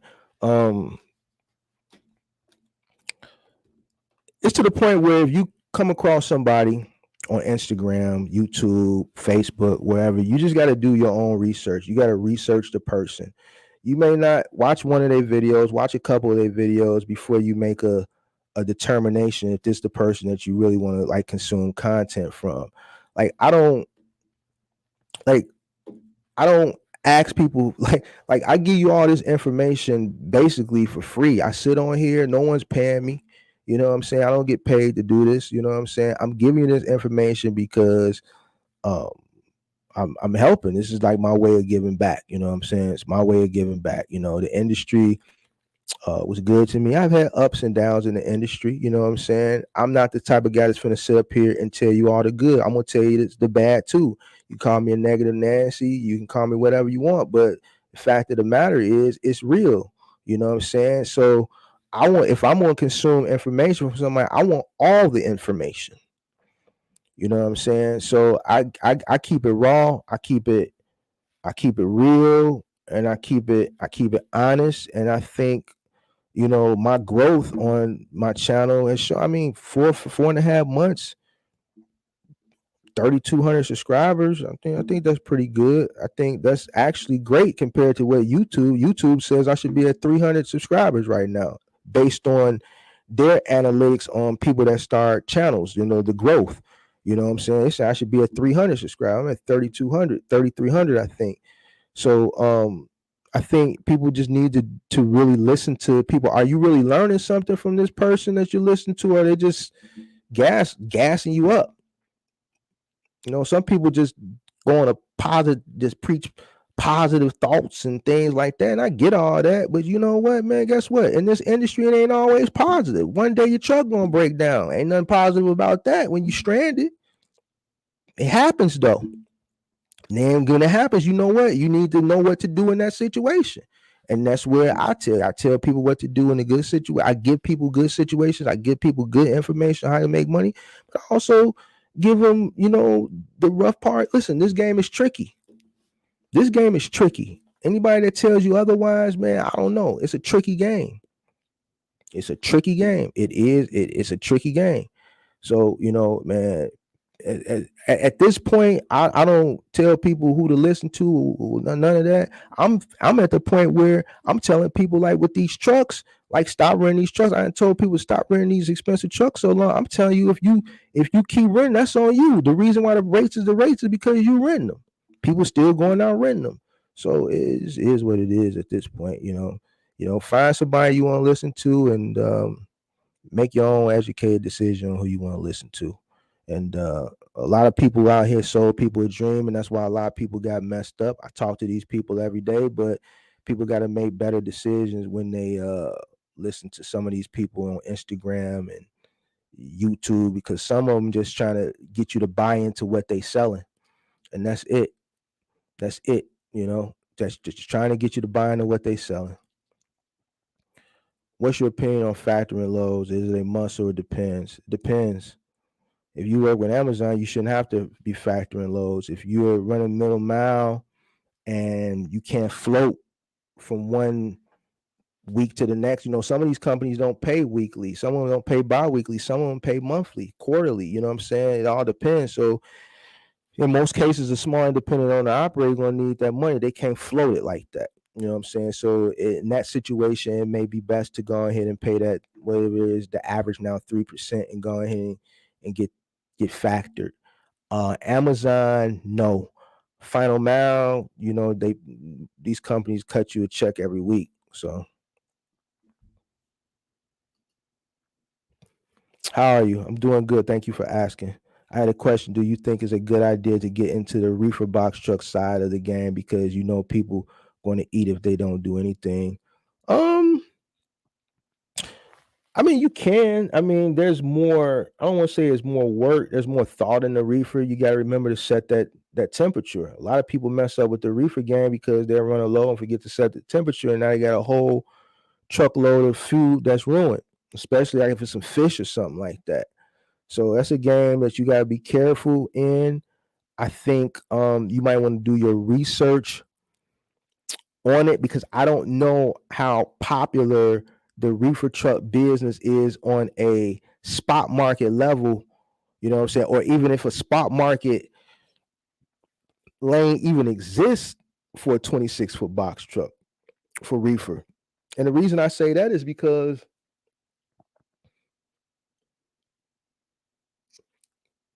I'm not even gonna go into that. I'm just gonna say I don't know if a lane exists. I've never, when I see 26 footers reefers, they're usually company owned or manufacturer owned that do delivery. So like when I say manufacturer owned locally to do delivery, like okay, there's like a place that I know of here, and it's a manufacturer, and they manufacture like Chinese food, and all the like Chinese restaurants. It's like a wholesale place for like Chinese food. So all the like Chinese restaurant owners from like Chinatown or whatever, they go there and they did their orders, they get their rice and their meats and stuff, and then this company also has like 10 reefer trucks that actually deliver to restaurants as well. That's when I usually see like 26 footers. Now, the reefer game I know because I got a homie that runs reefer. Reefer that I know is usually like on the heavy side is usually a 50-foot 3 trailer reefer, or a a cargo intermodal reefer trailer, which is a train, cargo, you know, um 26 foot. From what I seen, I could be wrong, is usually on a smaller scale, not spot market, like I said, like a manufacturer that does its own deliveries, or like a company like McLean or something like that, that's a distributor, that has their own trucks. Like, spot market for a 26-foot reefer, man, that's kind of, I wanted to say earlier, like kind of risky, because you're dealing with food, and that like it's got to be like that. It ain't no play with that. You're dealing with food, and that some of that stuff you got to set the temperature, and you might want to really look into that. I don't do reefer, never did reefer, don't have a desire to do reefer. I got a homie best friend that does reefer for JB Hunt, and just he's doing it for JB Hunt, and like that's not something I would want to do. So I'm just gonna say you might want to do your own research on that. It's just it's more thought into that, and I just don't know if I would want to take that sacrifice, putting a drive out there and having to worry about him remembering to set the temperature. So I would say just do your own research, Emperor. I'm not, I'm not knowledgeable on reefer trucks. Never had a desire to do them. What's 2 miles on a used box truck?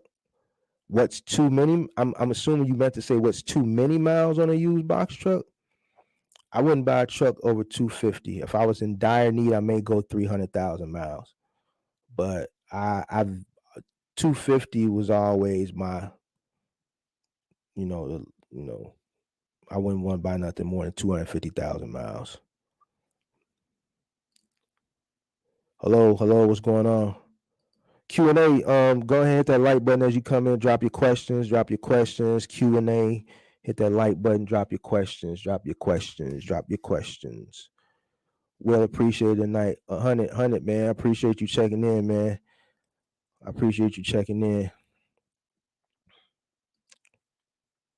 Great content, West Palm Beach, Florida. Ricky, what's going on? Thank you for checking in. I hate moving, for real. Yeah, a lot of people hate moving. That's why they hire movers, and usually moving is a very profitable business in the summertime, summertime, but this was by far the worst moving season. Listen, I made more money.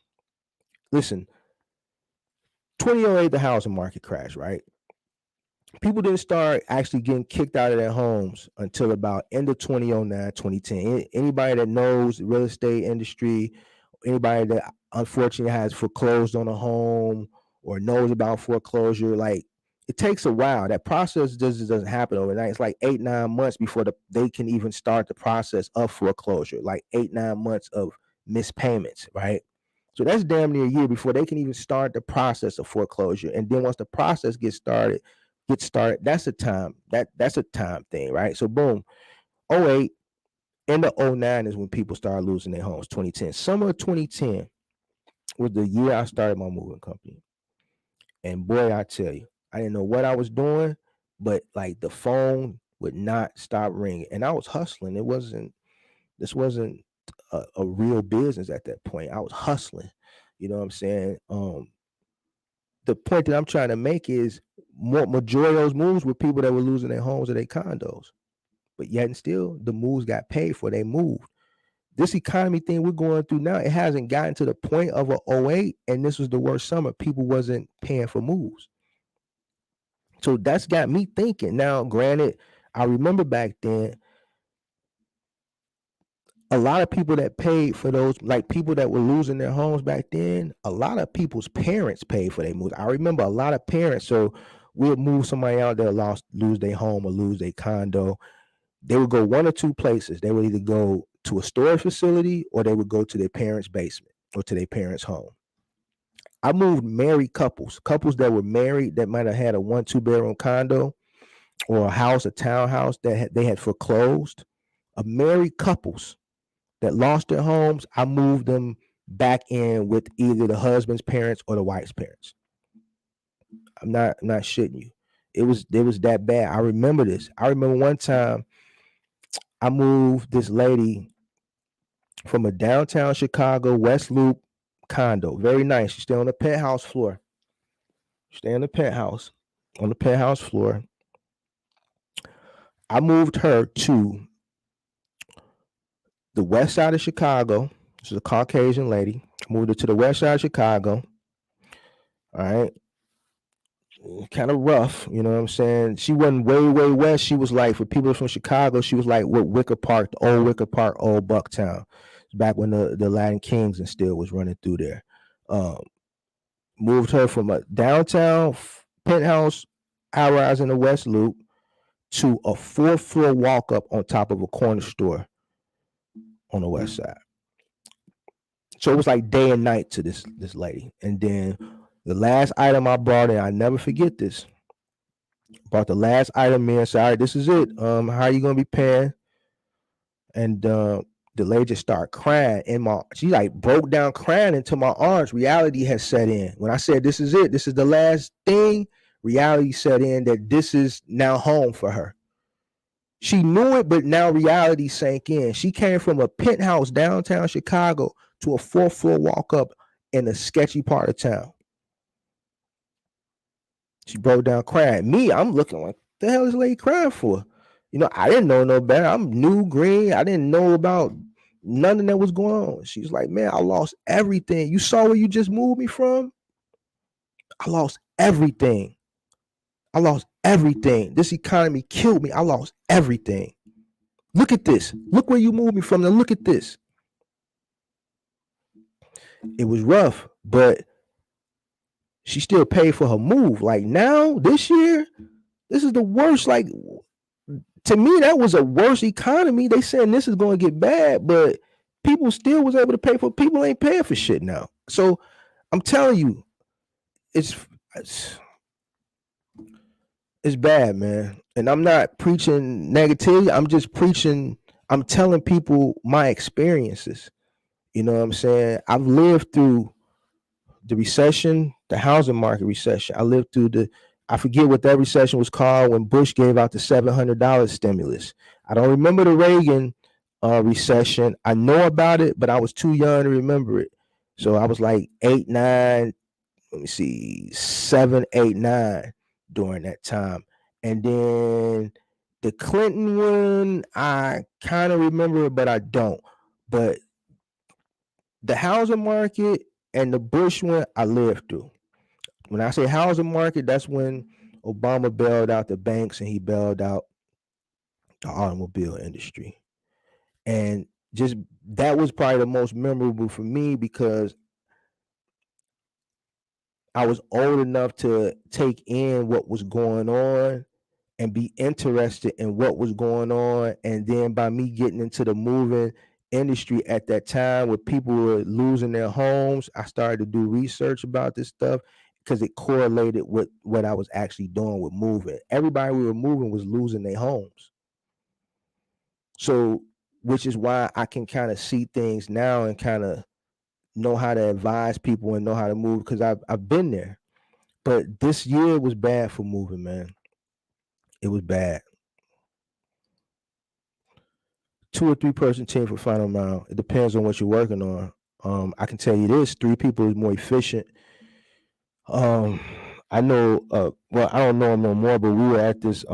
This was a while ago. It was this 3-man team that was running MXD. MXD doesn't exist no more.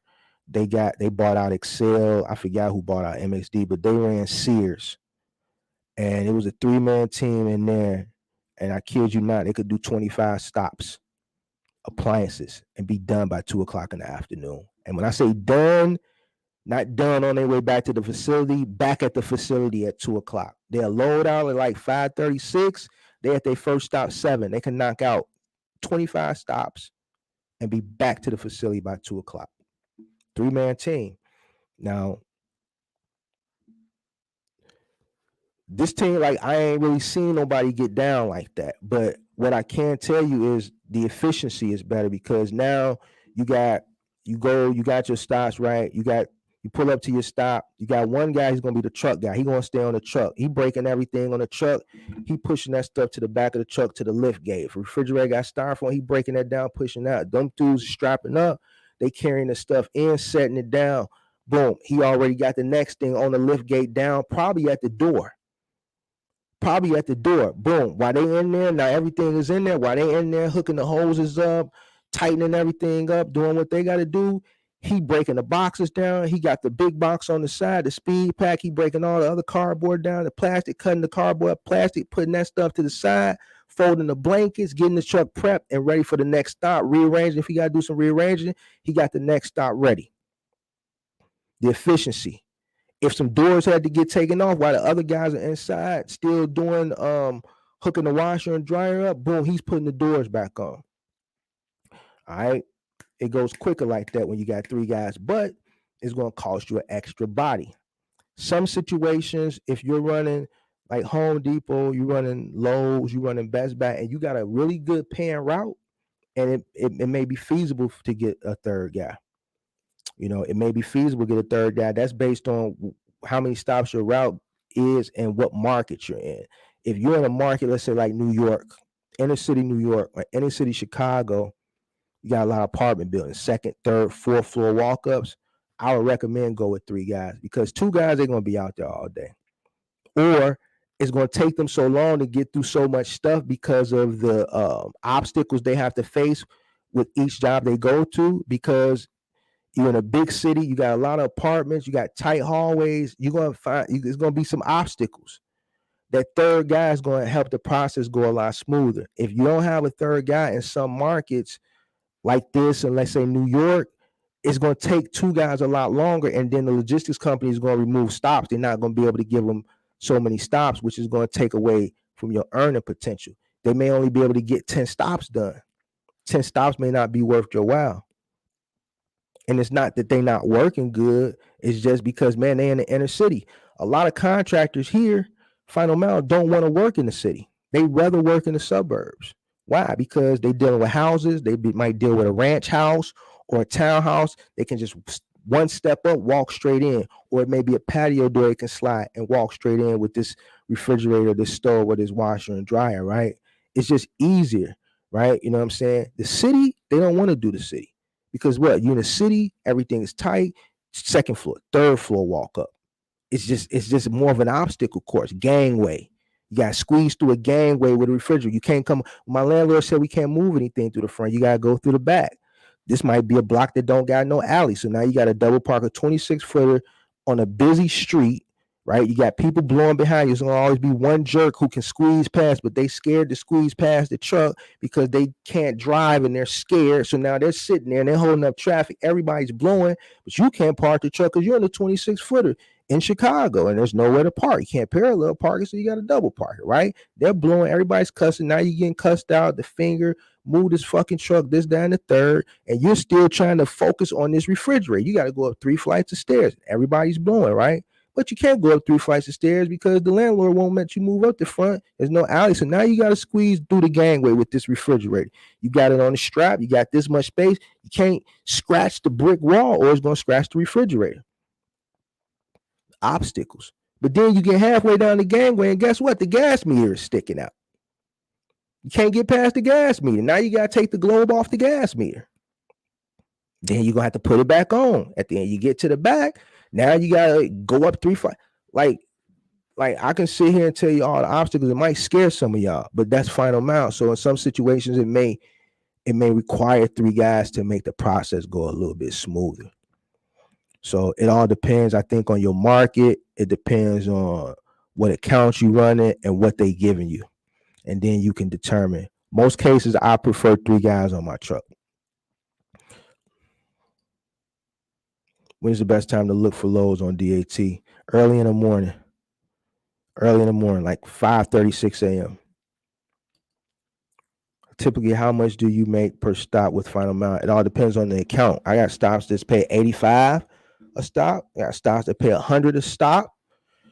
I got some stops that might pay 33 a stop, 50, 45. It all depends on the scope of the job. It depends on the account and the scope. All right. Some accounts, they have multiple scopes. It may be a curbside, maybe a threshold, maybe a threshold room of choice. It may be a white glove. It might be a white glove or a white glove with assembly. You know what I'm saying?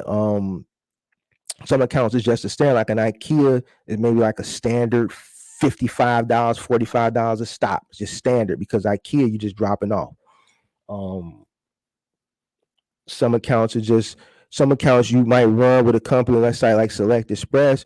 They have so many accounts and they just send you different jobs, and those different retailers, depending on the scope of the job, may pay different rates. I think usually a good rate, depending on, like, let's say you're running final mile, threshold, room of choice. I wouldn't take nothing less than, and to each his own, but I know what it takes to run me. Like, I don't accept any account, $55, $60, $65 an hour. I mean, not an hour, a stop usually, but I've had stops that pay 85, had stops that pay 100. You know what I'm saying? So it all depends on the account. Back when I was getting started, back when I was first getting started, like, accounts was paying $33 a stop. IKEA was paying 33, but I negotiated a guarantee. So, the guarantee really don't exist no more, but if you got some leverage, you might be able to negotiate a guarantee, or you can negotiate a higher rate per stop. So I think a person about $50 a stop now, you should be able to make decent money. If you do 15 stops, you'll be good coming in the game. And then from there, you can negotiate. Mark, do you think buying a 26-foot truck for $13,000 cash is a good option right now instead of leasing? If I found a 26-foot truck that I don't even need one, but if I found a 26-foot truck right now and my mechanic said it was good to go, I'll just buy it. If you need it and you take a mechanic with you and they say it's good, then yeah, buy it. I mean, 13,000 right now is a little low, so I would be kind of skeptical of it. If the owner was just like in a rough situation right now, and they really need the money type thing, then okay, that would put my mind at ease a little bit more. But going into, in this day of time, in my heyday when I was buying trucks, 13,000 for a 26-foot box truck off the street, I wouldn't have thought twice about it, because that's what they were going for, 15, 17. You would go to Enterprise or Penske in 2014, 2013, and they were on their site for 25,000. So off the street, you paying somewhere between 10 to 17,000. But now in 2022, even with everything that's going on, 13 would be something I would want to buy that, but I would still raise my eyebrow at it. You know what I'm saying? So take a mechanic with you, and if a mechanic gives you the thumbs up, then yes, hell yes, 13,000 for a 26-footer, that's a good deal. No matter how you look at it, even with buying, you're not going to find a 26-footer for that low right now, so.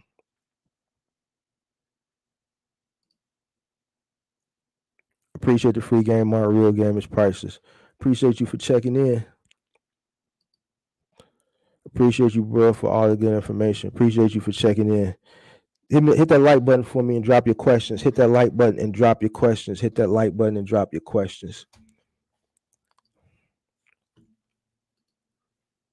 Yes, thank you for the expertise. Appreciate you.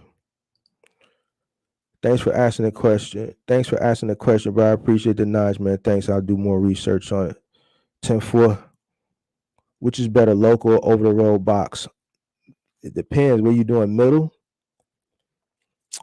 or final? Over the road, you're gonna make more money if you can find a lane here locally, running middle mile where you checking a decent bag. Then always local. Anytime you can sleep in your own bed, you know what I'm saying, is always a plus. But the fact of the reality is, that's far and few between. So, that middle mile game, you're gonna really have to go OTR to really check that bag.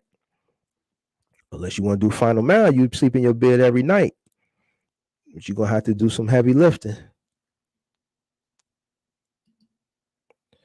Write a report, my friend, truck as stolen. Write a report, my friend, truck is stolen. They couldn't charge his card. Truck was towed back and police pulled him over and gave him a ticket for unauthorized vehicles. What do you think? Is this the same guy that was one of my subscribers that used to come on, or this somebody different?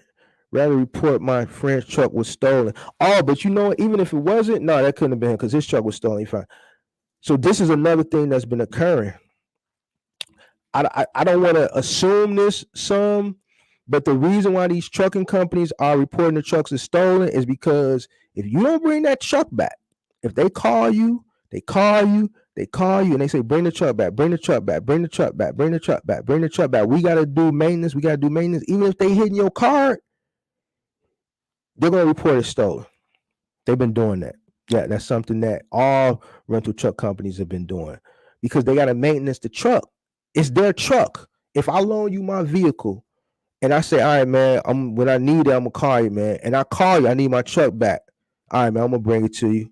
Hey, man, I called you the other day, man. I told you I need my truck back. All right, I'm gonna bring it to you. And this go on a few days and pass, a week done pass, a month done pass, 2 months done pass, 3 months done pass. I'm steady calling you, tell you bring back my shit, and you not bringing me back my shit. Eventually, it's gonna get to a point like, all right, you trying to play me. All right, it's my truck. We calling you. They're gonna stop taking the payments.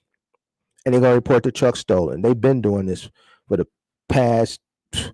First, I heard about it was maybe 3 or 4 months ago. But yeah, I don't know. They saying they couldn't charge his car. See, that's the thing. If they once they say they're gonna report the truck stolen, they're gonna stop charging your car. They can't charge you and then report the truck stolen. You know what I'm saying? This sounds like they have been calling him to bring the truck back for whatever reason. It might not even be for maintenance. They just might want the truck back. They might say, you know what, this truck got miles on it. We might want to just sell this truck right now. Here's the thing, guys. It's a business at the end of the day. If they feel like, man, we need cash, we need to sell off some of our trucks to bring in some cash. It's their right. It's their truck. I'm not saying that they might have been calling him to do a PM. They could have been calling for a plethora of reasons. The fact of the matter remains, based on what you're telling me, I'm thinking, because I've heard this story plenty of times before, it sounds like they was reaching out to him and he was ignoring them. They stopped charging the car and they reported the truck stolen. It's their truck. So that's what I think, man. I've heard this story a few times now. So that's what it sounds like to me. You know, they called, man, you got to come. I don't care if you making money, you done got comfortable. You know, man, they ain't going to have another truck. It's their truck. That's the rental game. You don't own the truck. You have no say-so over it. It was a little bit different prior to the pandemic because it was just plenty of trucks to go around. It wasn't saturation. We didn't have a global chip shortage. If a truck broke down, they said, oh, well, we'll get it towed. We'll swap you out. It was just, you just didn't deal with this stuff. Now, because of the shortage of trucks, people don't want to bring the trucks back. They get accustomed to making that money, but at the end of the day, it's not your truck. So so for everybody who's listening, that's another downside right now of the rental game, the rental truck game. You know, and this goes back to what I said. Right now, it's a tricky game. It's a tricky game, man. It's a tricky game. But here's the thing. I'm gonna tell you this. It ain't worth me going to jail over a stolen vehicle. If they call me, I'm just gonna have to figure something else. They truck. You gotta bring it back. How many miles does the average box truck last based off your experience in the game? Man, I got 05s that's still running. So, you know, if you maintain your trucks really well, you know, these engines can go a long time, but you got to maintain them. You got to, you know, maintenance them. You got to do the PMs. It's very important that you do your PMs on these trucks. If you treat the truck good, the truck will treat you good. You know, you do the truck good, the truck gonna treat you good. So, and this is like goes back to what we just talked about in this prior question from some. You know, these rental truck companies. You know, one thing about rental truck companies, they're very good with preventive maintenance. You know, they're very good at that. Because their truck is their moneymaker. So they take care of their truck because their truck is taking care of them. So when they're calling people to bring these trucks back, they want to bring them back. It could be very upsetting. So yeah, to answer your question, the trucker, every truck is different. You do have to be careful when you buy a used truck because you don't know how the previous person handled it. All my used trucks are budget trucks that came from the auction, but I never bought them from the auction. I bought them from a dealer that bought them from the auction. And I haven't. I think I bought one truck that gave me issues. It didn't give me like any powertrain issues, no transmission or engine issues. It was just like the junction box was always an issue. So I always had electrical issues with the second truck I ever bought, and I sold that truck January of this year. That particular truck I sold January of this year. But that truck gave me problems with the junction. It just always gave me electrical issues. It ran like a champ, but that junction box was just a problem for me. But the junction box wasn't a it just wasn't a fix that was costly. When it happened, it went to the shop and it got fixed. It wasn't a costly issue. I had other issues with that truck. I had to put a new radiator. I out of all the trucks I bought, that was the truck that gave me the most problems, like immediately. So I'm just saying that to say this, like you can take a mechanic with you, but you never know how the previous person, even though you're buying a truck, let's say from a rental that came from a previous rental company, they fleet maintained them. We know what we know about people who rent trucks. People who rent cars, they dog the car. They're not gonna treat a rental car or a rental truck like how they would treat their own truck or their own car. Right. So it's you can take a mechanic, but you still gambling. So I say once the vehicle gets in your possession, treat the vehicle good, and the truck will treat you good. And I also say this: I bought two new trucks, two new vehicles in my trucking career. The new truck I bought, the one new truck I bought I bought in 2014, April 2014 was 2014. At 80,000 miles, the transmission went out.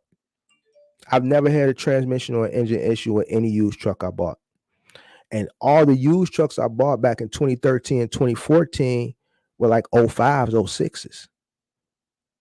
So it's 2022. I still got those trucks. Still haven't had an engine or a transmission issue. So that's what I'm saying. You can buy a new truck and have an issue. It's all about the luck of the draw. So trucks can go some trucks can go 1,000,000 miles. Some transit engines can go 1,000,000. But it all depends. You know what I'm saying? Depends on the luck of the draw. What are some of your favorite logistics companies to work for? Thanks for telling us the truth. Man, I've been in the game so long. A lot of companies that I can name don't even exist no more. Dynamics was probably my. No, I can't say that. Best logistics companies you probably want to mess around with now. I'm not gonna rate the logistics companies. I'll rate the accounts. If I were to get any account right now, and I was getting in the game starting now, it would be IKEA because it's easy. So I would say you might want to go NAL. There's a company called Installs, which is who NAL is. They were a good company. They're not Installs no more than NAL because CRST bought them. I'm not a fan of XPO. I'm not fond of XPO, and I'm not fond of XPO because of their insurance requirements. That's that the umbrella they want is just ridiculous. It makes it doesn't make it worth the while. I walked away from XPO. That's when I walked away from IKEA. I followed IKEA through different companies, and I walked away with XPO because of the umbrella that they require. Another good account, I could say Select Express is a good account. And the reason why I like Select Express is because I know the higher ups there, personally. And even though it's not the best paying account, they've always, even when we didn't agree on things, it wasn't like no hard feelings. You know what I'm saying? I'm not going to shout their names out because I don't know, man. I don't want nobody calling, man, Mark. Even though they need the help and they need, I got to talk to them over there and ask them if it's okay, because I'm really cool with them. And even though we don't do nothing with Select Express, when they have like big projects um, coming through the city and they need like somebody reliable for like short term, they always call on me, but it's normally for like big stuff. So I would say Select Express because I like the way they treat people. It's not the best paying, but they treat you really good if you know the right people. Um Now, this is a company that a lot of people may not be able to get because it requires you have a warehouse, nonstop delivery. All right. Reason why I like this company because they middle mount the stuff. You have a warehouse, they'll middle mount, all the freight is middle mount to your warehouse. So your trucks don't have to go to a warehouse to load out and then go do the route. If you got a warehouse, they're gonna bring everything to you from all the different accounts. So U.S. Mattress, Human Touch, HD, um, Home Depot, multiple furniture companies, uh, just a plethora of accounts they got. Excuse me. And the reason why I like that account is because it saved me a lot of money on fuel. So it cut down drive time for my trucks driving from from my place to a logistics company, and then from the loading up a logistics company driving to whatever their route for delivery was. So like I could run a fleet of trucks, and I actually did a video. I put it out this morning for like 20 minutes and I took it down. But I was talking about like the fleet cards and stuff I use and things like that. I could run 15 trucks and bi-weekly my fuel bill would only be $3,000. So it cut my fuel down tremendously. Obviously, final mile, you're not burning that much fuel because you run a trucks run about 50, 75-mile radius, right? But because everything was here at my warehouse, the trucks could just load up here and just go straight to the route. And I could operate a fleet of trucks on $6,000 a month fuel. So, and that's pretty much it. A lot of other accounts I've had issues with. I done had to stage. I remember I had to stage a walkout at Dynamics because they went 2 pay periods without paying me, and I was floating all that money. I was still paying my guys, but they weren't paying me. So running 6 trucks. We're gonna go send the trucks up there. I drove up there and I said, "Don't touch nothing." And Mark, why didn't they load in the truck? Listen, y'all ain't paid me in a month. Y'all owe me like 30 grand. I need my money. Each time I pay, I'm paying. I just paid out 8 grand out my pocket. I need my money. So Dynamics was a company that gave me my start in Final Mile. But man, like it was this one dude. I ain't gonna say his name. I ain't gonna say he was racist, but he was a jerk, man. And he kept playing with my money, man. And I just didn't like that. And that's one thing I remember about them when I first got started. But I built relationships with other people in there, and it got better. Trying to think of some other companies. But yeah, there's a few, man. I ain't gonna drag because I can talk all day about them companies because I've been in the game for a little while now. Efficiency is everything. It didn't take the guys long at all to put in my fridge. Yeah, efficiency is everything. If you got a solid crew running Final Mile, then they in and out. But I've seen horror stories. You know what I'm saying? When I, you know, Final Mile is tricky. I'm gonna actually do a video on it, and if you go look at Final Mile company reviews on like Yelp and BBB, like they're all bad. I understand that people who have the bad experiences are the first to run and write reviews, but I do see it firsthand, not from my company, from other companies. I understand the industry because it's times where I send trucks out, even with me being in and off trucks back again now, you'll go like we got this contract with this place called Furniture Superstore. All right. Now it's not a contract where it's daily, it's a contract because they're like a wholesale uh uh fitness equipment wholesaler, right? But like their contract is a little bit different. But even long story short, they sent me something maybe like a month ago. We accepted it.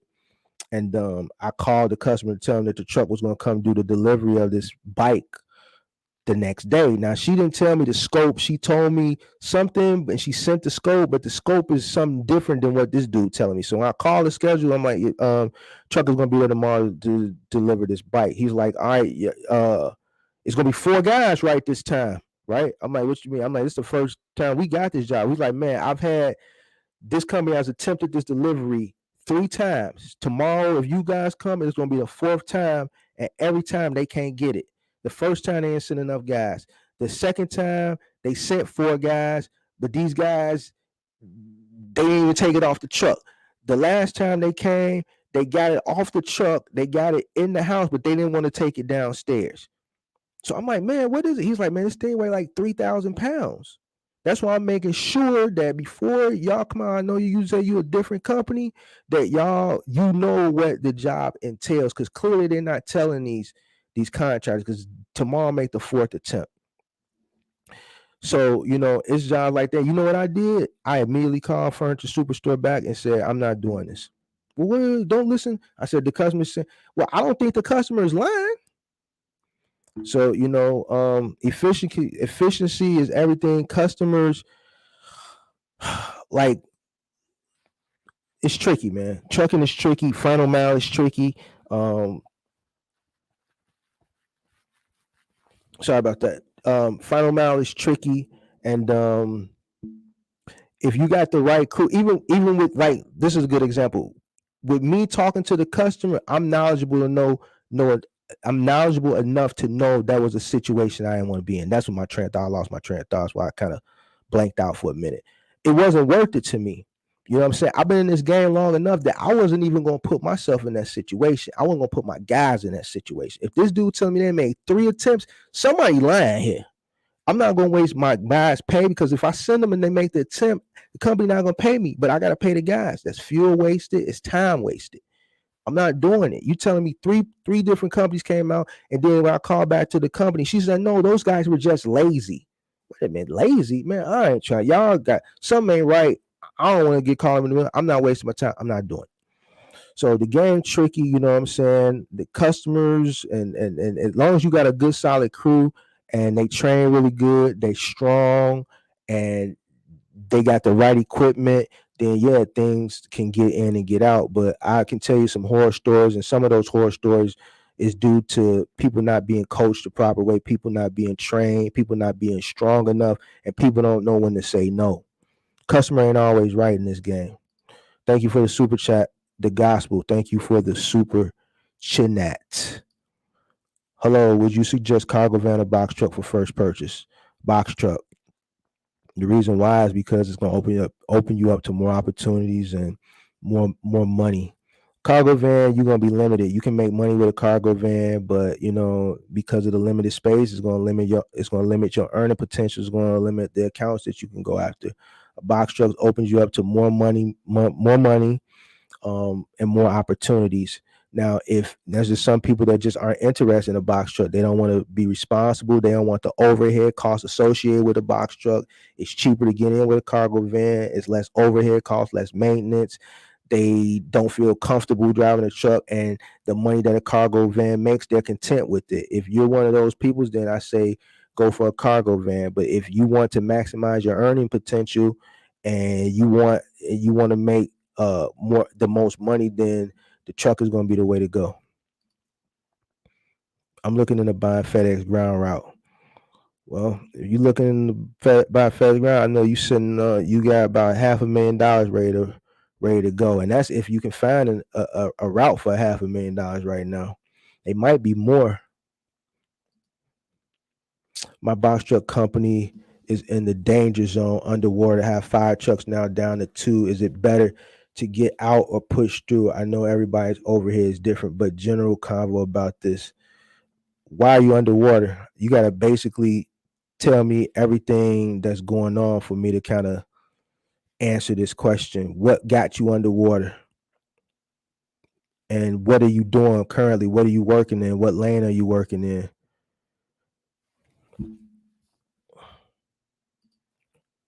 How much would you pay each guy on the truck for 3 people?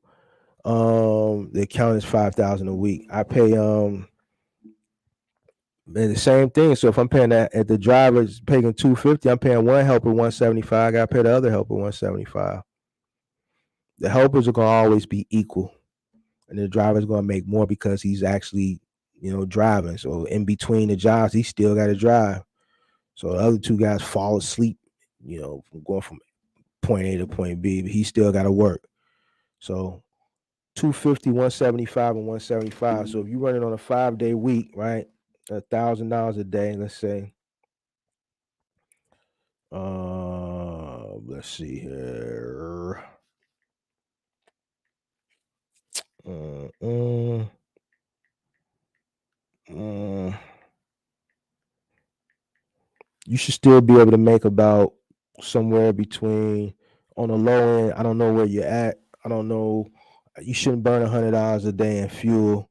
You should make somewhere on the low end. This is very low end, $100 net on that route. On the high end, which is really not the high end, it should be about average. I'm accounting for your insurance on a daily. I didn't account for your. I don't know if you own your truck or not. See, that's another thing. If you don't own your truck and you're renting, then you probably gonna make somewhere between $100 and $175 net if you add a third guy, which is still good.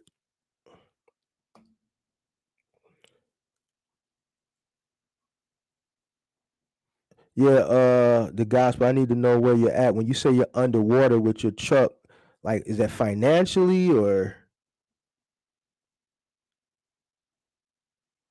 I'm assuming he means financially when he says underwater. My box truck company's in the danger zone underwater. Have 5 trucks now down to 2. Is it better to get out or push through? I don't know if you willing to. I ain't never dropped this link. I'll drop the link. You can type the answers, or if you want to come on and talk about it, you can. There go the link. Um, but yeah, let me know what you mean and answer the questions that I asked, and then maybe I can help you out. Looking into buying a truck next week. It's a 2012 with a rebuilt engine with 183,000 miles for 51,000. Do you think? What kind of truck is it? 40,000 is my limit on a 26 footer. 40,000 is my limit. And 51K, I don't know. I'm looking at 20. I was just looking at 2017 Freightliners yesterday with about 250,000 miles on Penske for 55,000.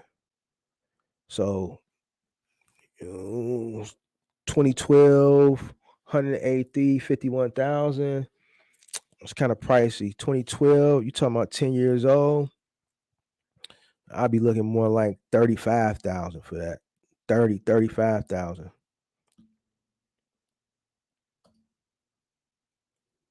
Gems on gems. Appreciate it. Go ahead and hit that like button for me and drop your questions in the chat. Hit that like button, drop the questions in the chat. Hey, Mark, how are you doing? Good content. This is Andre from Chicago. I want to ask you a question. Do you know of any final, assuming you mean final mile, that doesn't require assembly? I want to take my lady out to work with me. IKEA. That's probably the easiest thing that you're going to be able to do without assembly that maybe a woman can possibly do with you. Actually, I have a subscriber that's a woman that does IKEA here in Chicago. She was actually in the chat earlier. Dina, she does IKEA here in Chicago. So IKEA, so you might want to look at NAL and see what you can find with NAL. It's probably the easiest account. Everything else is going to be it's going to have some type of assembly that's going to be a part of that contract. And it's going to be a little bit more heavy lifting. IKEA really ain't that bad on the lifting. Drop your questions in the chat. Hit that like button. Hit that like button. Hit that like button. Greetings. Just got my authority negotiated ride at 600 a week, 13 cents a mile. Awaiting Amazon relay approval. Your video on multiple furniture trucks got my wheels turning. Can you do them simultaneously? Your video on multiple furniture trucks. Which video is that? Let me know the title of the video. But check this out. This is a good. This dude just got, well, this guy just got into the game, just got his authority, negotiated a rider rental of 600 a week, 13 cents a mile. Now, see, that's what I'm saying. You can negotiate, like, don't accept the first thing. So this goes back to what I said in the video. How is it some people would rather paying 2,000, 2,500 a week, but then some people can just get a rate right now, negotiate 613 cents a mile. So, like, so for everybody that's asked questions, it's 1,200, it's 1,000, it's 1,500, it's 2,000, it's 950, it's 1,280, it's 1,375. The answer is gonna always be no. I don't care if you ask me last week, this week, next week, tomorrow, tomorrow morning. The answer gonna always be no. It's not a good rate. It's not a good rate. But this lets you know that some people are still coming into the game right now getting a decent rate. So the hurricane put my planned hour with you on hold. It's a hurricane going on right now. I know a lot of people have been booking coaching sessions, been paying for the sessions, but then don't schedule the session. So I don't understand. I'm gonna get around to going through everybody that paid for a mentorship and start emailing people like, hey, you gotta schedule it. So if you book the session, man, make sure you schedule it. The site, it walks you through everything. Once you put your credit card in, you book which time amount you want, hour, 30 minutes, whatever. I say hour, you book it, you hit hour, it takes you to the payment process and you pay the payment. Once the card goes through, it takes you to a calendar. You see the open availability, you select the date, and then it's gonna, if you got an iPhone, obviously it's gonna sync into your iOS calendar. You're gonna have an option where you can select Zoom or phone call. Like, people are just paying, but they're not going to the next stage. Once they pay the Zoom, you got to schedule it. Like, you'd be surprised how many people book sessions and don't schedule the session. I'm not saying this is you, but just for people that's listening, like, man, make sure you schedule your sessions. I haven't gotten around to going through all the people who just paid and didn't book. I'm gonna try to get to it this weekend with email people and, like, let them know, like, hey, you got a session, you need to schedule it. Is Amazon Relay and DAT load board off the table for you right now, or is it all final mile? I've done middle mile in the past, but I'm a final mile guy. I'm always gonna be final mile. Like, I dibbled and dabbled with it, early on, what I'm saying, stuff like that. But I'm strong final mile guy. If you asking me if I was to get in the game right now, it would still be final mile. I just find final mile more. It's a safer bet. You don't have to bid on stuff. You don't have to call people. You don't have to do nothing. You know what I'm saying? You just know what you're going to do. Okay, this is a 6-day-a-week contract. This is a 7-day-a-week contract. This is a 5-day-a-week contract. I know this truck is doing this 5 days a week, 6 days a week, 7 days a week. As long as everybody shows up to work for that particular route, no one gets hurt, no one breaks anything, then I know every day that truck is rolling smooth. That particular route is rolling smooth. You know what I'm saying? Middle mile is just, like, early on, I said, no, this ain't it for me. I know the lane, obviously, because I can talk about it and coach people, and, I know the industry. You know what I'm saying? But middle mile for me is just, it's going to sound weird saying this because you're like, how you going to say that you a final mile guy? Middle mile for me is too much work. And I know it sounds crazy because I'm final mile, is a lot of lifting, but when I say it's too much work, it's just too much back and forth. Like, I ain't with all that back and forth, calling, looking, searching, bidding. Man, I need that guarantee. I need to know what's going on from day to day.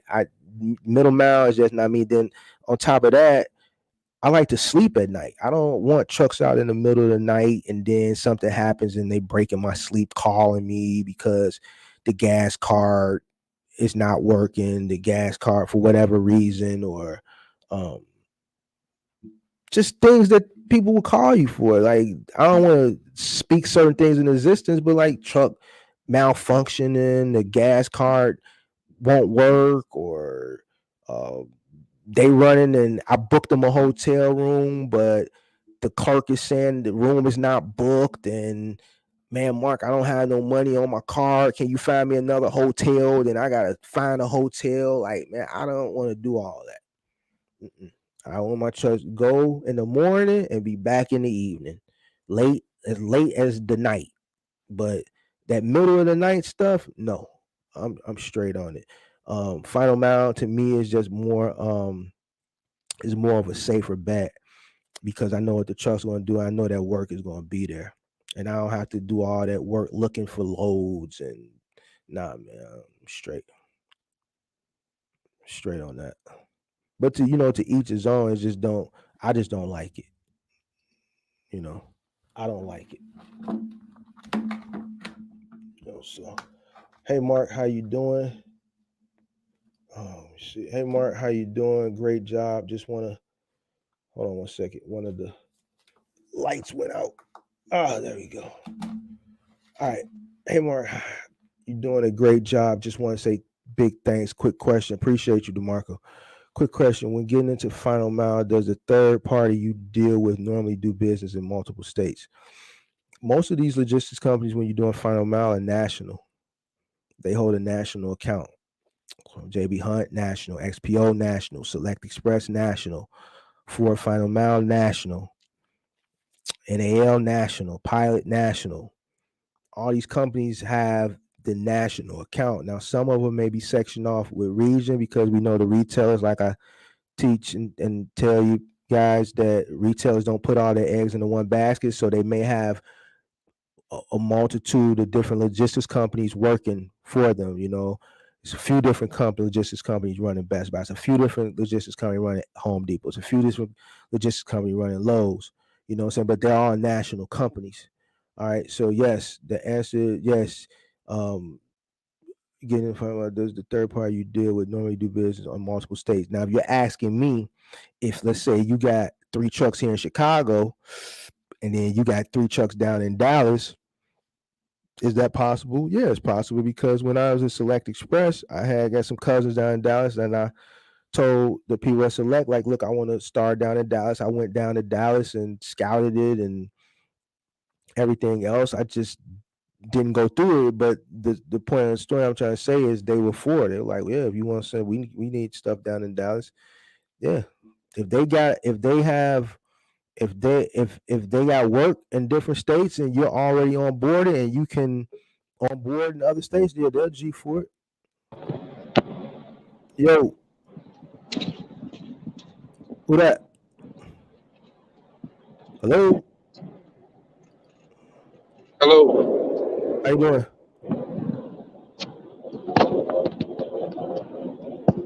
Hello? Can you hear me? I hear you. I can't see you, but I hear you though. My brother, can you hear me? I hear you. I can't see you, but I hear you. Okay, it's not playing through my earpiece, so I'm gonna turn the volume up. My bad. All right. All right, well, thanks, man, for taking a moment, man, to get my call. Thanks for your wisdom, man. So basically, it is financially with my company. Put a mile cap on me, had to turn them 5 trucks in, left some bills, got 2 trucks from Enterprise. So I had those. So just, man, cash flow. And so, man, I'm trying to thug it out, man, with the 2 trucks and pay off my bills and insurance and keep it rolling, man. But I'm at that door of like, man, do I keep going or, man, just kind of, chalk it and, reset? What are you running? Middle mile, right? Low boards? Can you hear me? I know you. Well, I know everybody can hear. Can you hear me? Yeah, I can hear you now. Are you running middle mile, or what are you doing? Yeah, I'm in a box truck, 26-foot box truck. Right, but what lane are you running? Are you running final mile or middle mile? It's got to be middle mile, I'm assuming, right? Yeah, spot market, man. Dat board. I got 1 truck on the kind of East Coast Florida area that's doing kind of OTR stuff, and then my truck kind of regional California, Portland, LA, Arizona. So those are 2 trucks running right now. And what you paying for those enterprise trucks? So I'm paying about $2,400 to rent it, 20 cents a mile. So they work out to be about, 45. Depending, we do about 10,000, 12,000 miles a month. Hold on, slow down. You say 2,400. Is that per truck a month, per a week, or? Yeah, per truck plus mileage, 20 cents a mile. So that 2,400, is that every week or every month or? Every month. That's a monthly fee. All right, so you paying $600 a week. Yep. 20 cents a mile, right? Yep. So I'm averaging about 44 to 5,000 a month per truck. Insurance right now is 4,300 for the 2 trucks. So and then fuel. So you averaging about 5,000, you said, for each truck. And that's minus the fuel, right?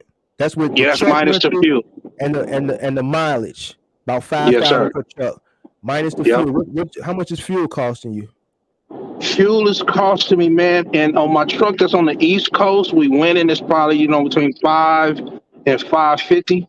So we solid there. But on you said $500 to $550 a week.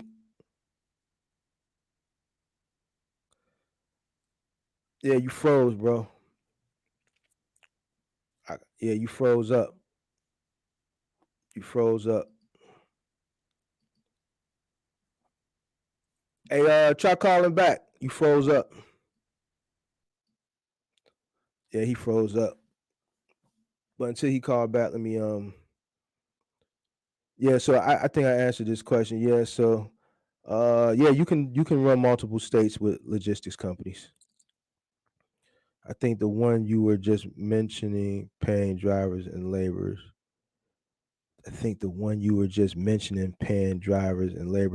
I don't know. I'm not catching. I can't put my plan. I don't know what you're talking about. Let me see. Florida. Oh, I think you're talking about who's just on the thing right now. Oh, here you go. Yo.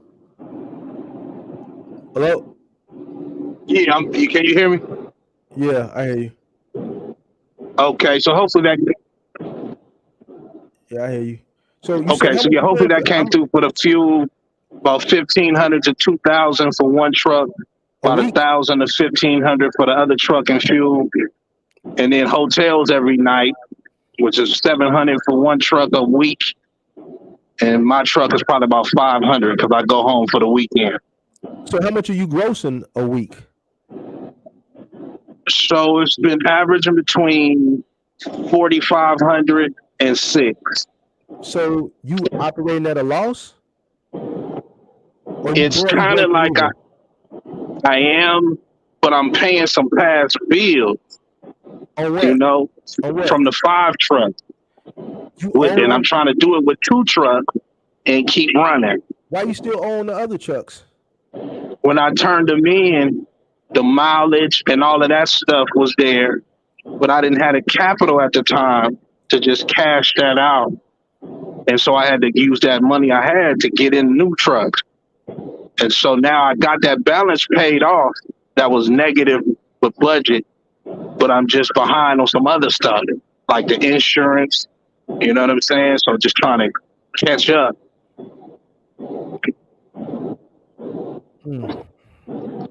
And basically you barely making it.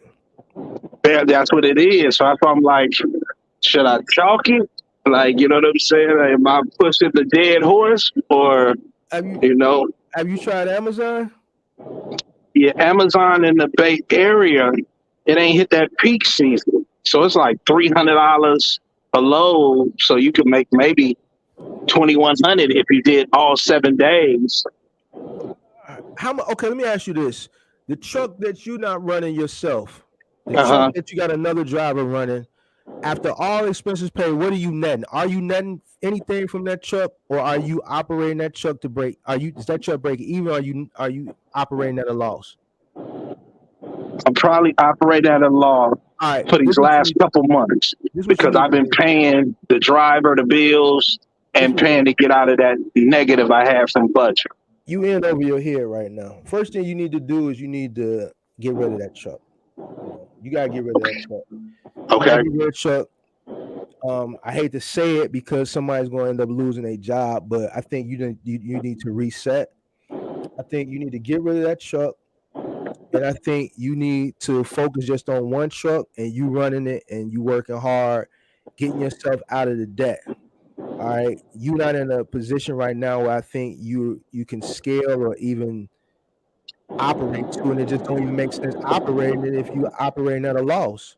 It don't make sense operating it if you breaking even. Right.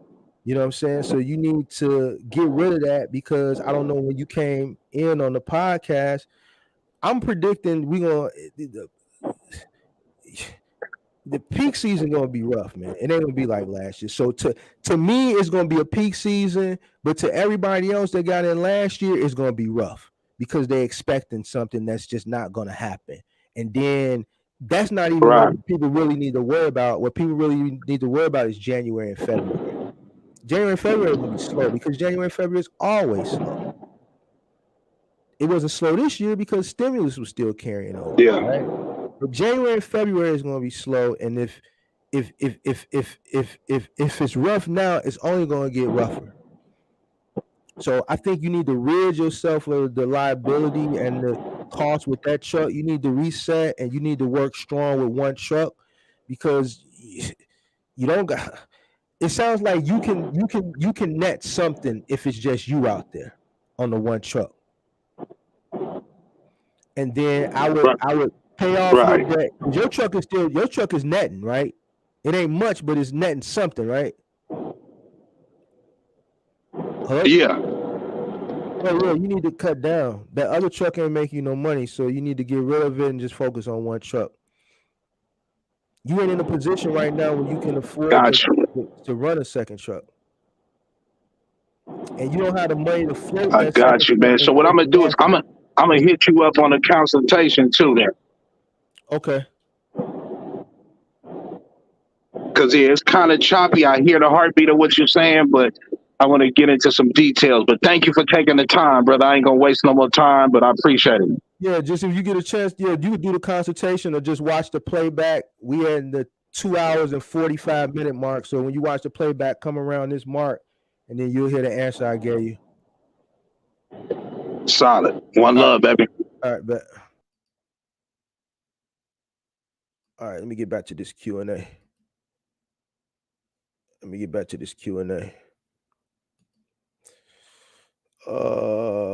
them up. All right. The entire state of Florida has a hurricane. I ain't been following, man. I didn't even know. I haven't been. I watched the news, but it's mostly MSNBC and CNBC, and I'm working and I do content like when I shoot those videos, it's like 2, 3, 4 in the morning, and then it's back up at like 6:30. So I don't, I didn't even know. I'm sorry, that's messed up. Being in Chicago, like a lot of the news like that, we get so shadowed with just so much stuff that's going on here because like it's so many shootings here every day. Like yesterday, a dude walked in the police station and started shooting up the police station. Like, so like our news here is like the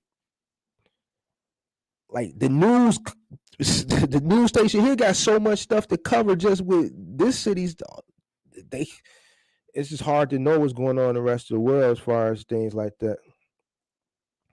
Financially feels left from renting the fire trucks. Yeah, okay, we just talked to him. He must be in a bad area. Yeah, he in a bad area. Hey, Mark, I'm new in the game. Me and my daughter drive our box trucks in California. Rates are bad. Amazon is already playing games. And TQL, where can I find work? Money to fire consistent things. How much are you renting your truck for, Adrian? How much are you renting your truck for? How's Amazon playing games? You got to give me a full scope. That's good advice, Mark. Thank you. Yeah, I'm not going to, the hard part about advising when people come to you for your expertise. And let me say this: I appreciate everybody that comes to me for advice and my expertise. I appreciate it. I'm humbled by it. You know what I'm saying? I appreciate it. Sometimes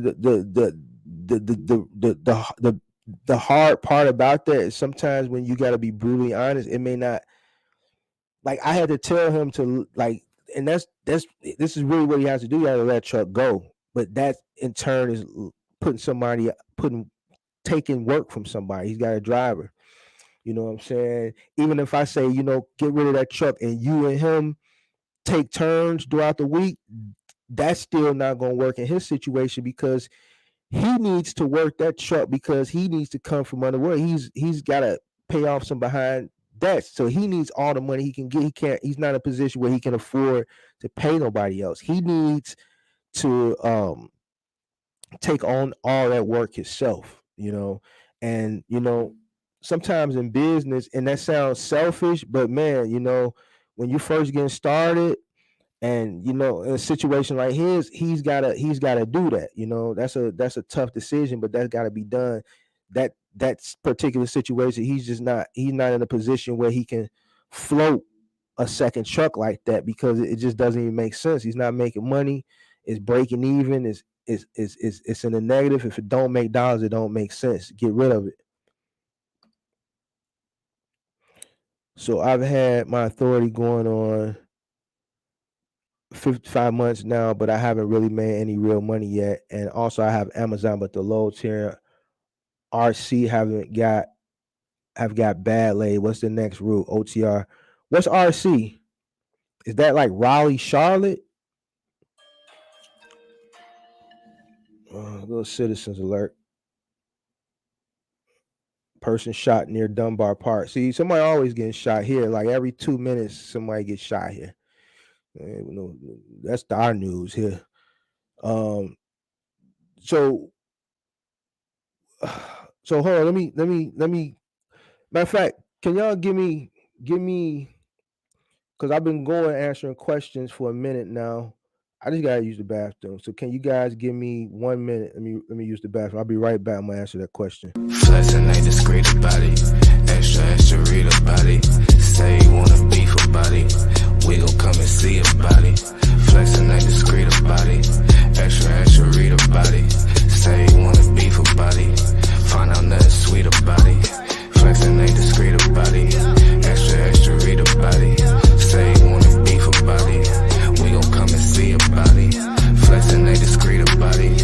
Extra read about it. Say you wanna beef about it. Find out nothing sweet about it. Look, mile like 3-6 pulled up, ski trip, cold winter. All my niggas eating good. I remember when we had no dinner. West side, east side, no side, both sides fucking with me. Check, coming, check, leaving flex season. Fuck 12, come and get me. Get your ass to run around high speed, chasing all the big bags. Bending corners, bending rules, bending necks. Give your bitch a whiplash. Slide through hot knife, warm butter storm, gutter drain lane. Young man, old habit, still at it, tryna let my chain hang. True story, new story, 2-story condo, B&B. 4 bath, 1 me, no key, like. All right, back. Appreciate y'all for holding on that quick second.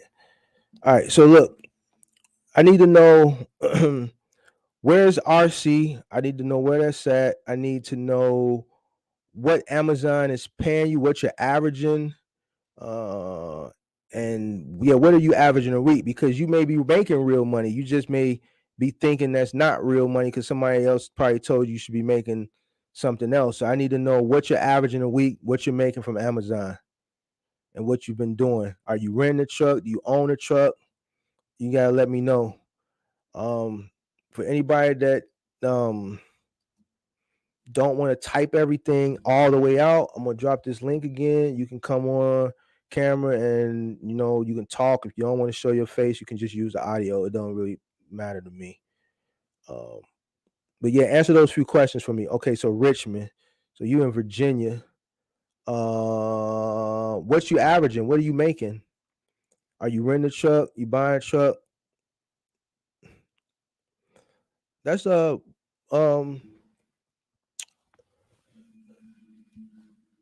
Yeah, I heard Richmond was kind of slow from motivation and box trucking. I think he mentioned that. That's their standard rate with Amazon Relay 600 week 13 cent a mile, but you can only do 1,500 miles per week. Well, then that's the catch. So here's the thing with that. The here's the thing with that. Um, I mean, some people make Amazon work, but like Amazon been slow. And if you want to go OTR, you can't because they got a 1,500 mile cap on there. So it's like your hands are tied. So I don't know. That rental game right now is tricky, man. It's tricky. The game is getting tricky right now. I'm trying to tell you, and I think that's why my subscribers have really shot up over like the past week or so. Like, and it happened like right when the Fed did that announcement. Everything that I've been saying is coming into fruition. So it lets me know a lot of people be watching my videos and they don't just subscribe. But then they like, damn, this dude steady calling this. Man, let me go ahead and subscribe, man. Let me subscribe. Yeah, that's what's going on. I think that's what's going on. That's what's going on. But yeah, man, the game getting tricky right now. It's getting tricky. But it's fascinating to me because I'm just curious to see how it all is going to play out in the end. You know what I'm saying? So that's what makes it curious to me. That's what makes it fascinating to me because I just want to know how it's all going to play out.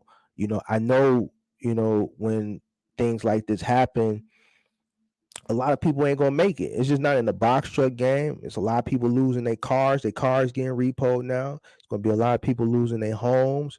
It just is what it is. So I'm just real curious to see when the smoke clears, what's gonna be the results. 3 hours is a long time. Go handle your business. Now I had to use the bathroom. I mean, I don't care as long as the questions and the engagement is there. I'll stay on. I've dedicated Tuesday nights just for this. So I don't run it like where it's a cutoff time. I'm gonna get on, I'm gonna get off. Like I don't have nothing. I keep Tuesday nights open. Now when it becomes like a stale, like it's just 50 people in here just looking at me and ain't nobody talking, then that's when I usually end it. But as long as the engagement is there, I don't, I don't have a cutoff time. I've kept Tuesday nights open for this.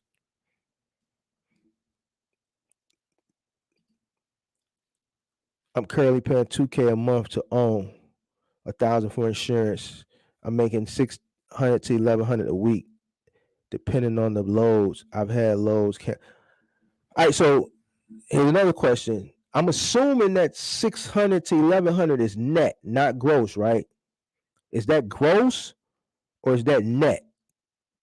When I say I'm assuming net and gross. Is that what you're making after all expenses, or is that what you're grossing from Amazon for the week?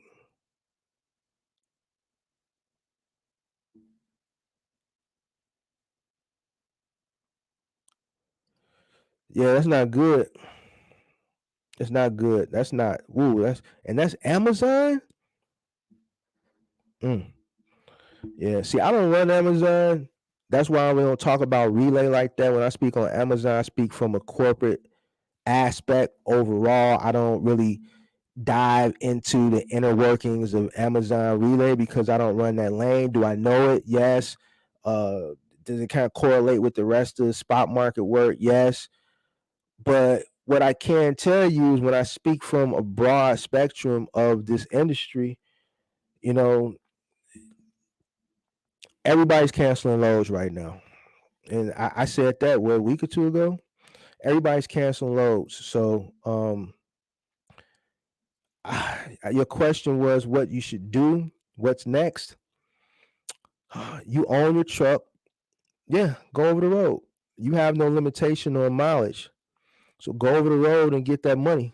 I mean, at this point, you don't have another choice. Like you paying $2K a month, then another 1,000. That's three. You making, let's say, average 1,000. You grossing 4,000 a month. So you working all month, and then let's not factor in your fuel. Like you're losing. you're operating at a loss.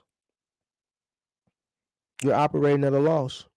So you need to go over the road. If you've exhausted spot market, not spot market, if you've exhausted Amazon is just not paying, then you need to hit OTR.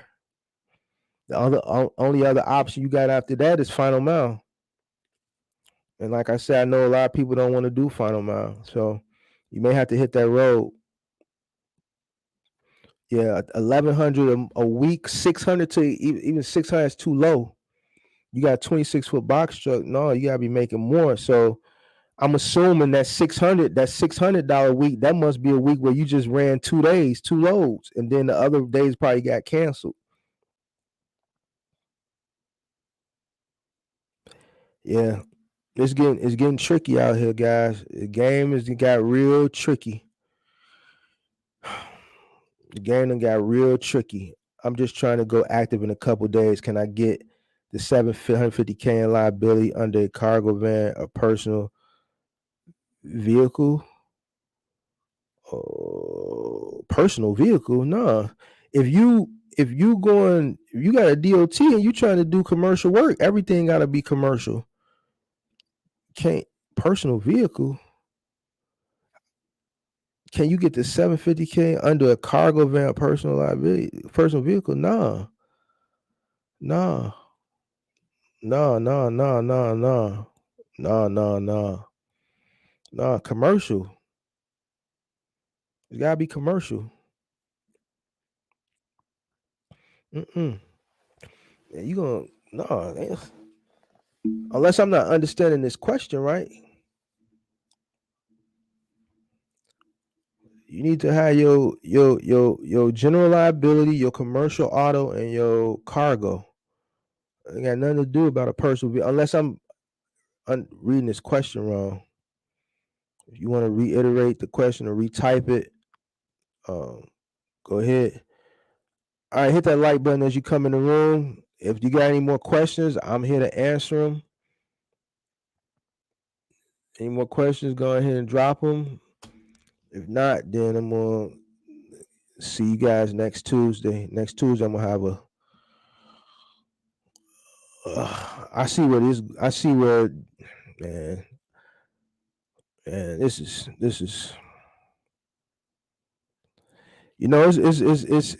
it's I'm gonna put a poll out. I'm just curious to see when a lot of people entered the game. I'm really curious to know, and I'm not saying it's man, I wish I'd have been on YouTube last year, man. I think a lot of people wouldn't be in the position that they're in if I would have been on here last year. Because everything that's going on right now, it was I knew it, but clearly wasn't nobody on YouTube preaching. A lot of people was preaching getting in, and yeah, get in. But what a lot of people didn't know, because they just probably really didn't know, is economics. They didn't know economics, and they didn't forecast what was to come. I knew last year that the economic crunch that we're in now, I knew this last year we was going to be in this. You give out trillions and trillions and trillions and trillions and trillions and trillions and trillions of dollars. And it's really bad, and I don't want to get political. They don't even know how to get us up out of it. This administration, they have no clue. They don't got no clue. None whatsoever, and it's obvious. Maintain. How's your experience been with Mothership, Load app been? It's a waiting list here. So, my experience has been no experience, because it's been a waiting list for as long as I remember. I spoke on it because I know people that do it, and they speak good about it. You know, some people that don't speak good about it, people that speak good about it. Me personally, I haven't done it. It's a waiting list. So if you're in a market, my advice is if you're in a market where you sign up and it's not a waiting list, I would go through the process, sign up and on board so that you can have that resource available if you need it. And you can see from the Q&A here, everything that I've been preaching is coming into fruition. All right. Everything that people said, oh, that guy don't know what he's talking about, the negative Nancy. No, man. I'm preparing people for what's to come. And I was right. Well, now we're in a situation. So my advice is whatever you can sign up for it. That way you have that resource, you have that resource available so you can move around. Like everybody was relying on Amazon. Amazon is incredibly slow right now and they canceling loads. They canceling orders. It's slow. Everybody across the country now is saying it's slow. In every market. And I've been saying this. You know what I'm saying? So you can't rely on one thing. And I've always said it. You got to be able to stick and move. The consumer controls this industry. The consumer, not Amazon. Get that out y'all here. Amazon don't control nothing. The shippers don't control nothing. The manufacturers, none of these people. If people don't buy stuff, then no one sells stuff. And if people don't buy stuff, there's no loads to move off nobody's dock, off anybody's dock. When things get better, the economy, gets better, then you're going to see volume tick back up. Right now, we're just in a situation where we haven't seen the worst yet. So it's about maintaining. So once again, to answer your question, anything you can sign up for, any resource that you can sign your box truck up for, just be signed up and be onboarded, because you may have to do mothership one day. You may do Amazon this day. You may have to do this the next day. You might have to go on the DAT load board this day. You might have to go on the DAT load board in the morning and then go Amazon at night. Like that one little thing, unless you come final mile, then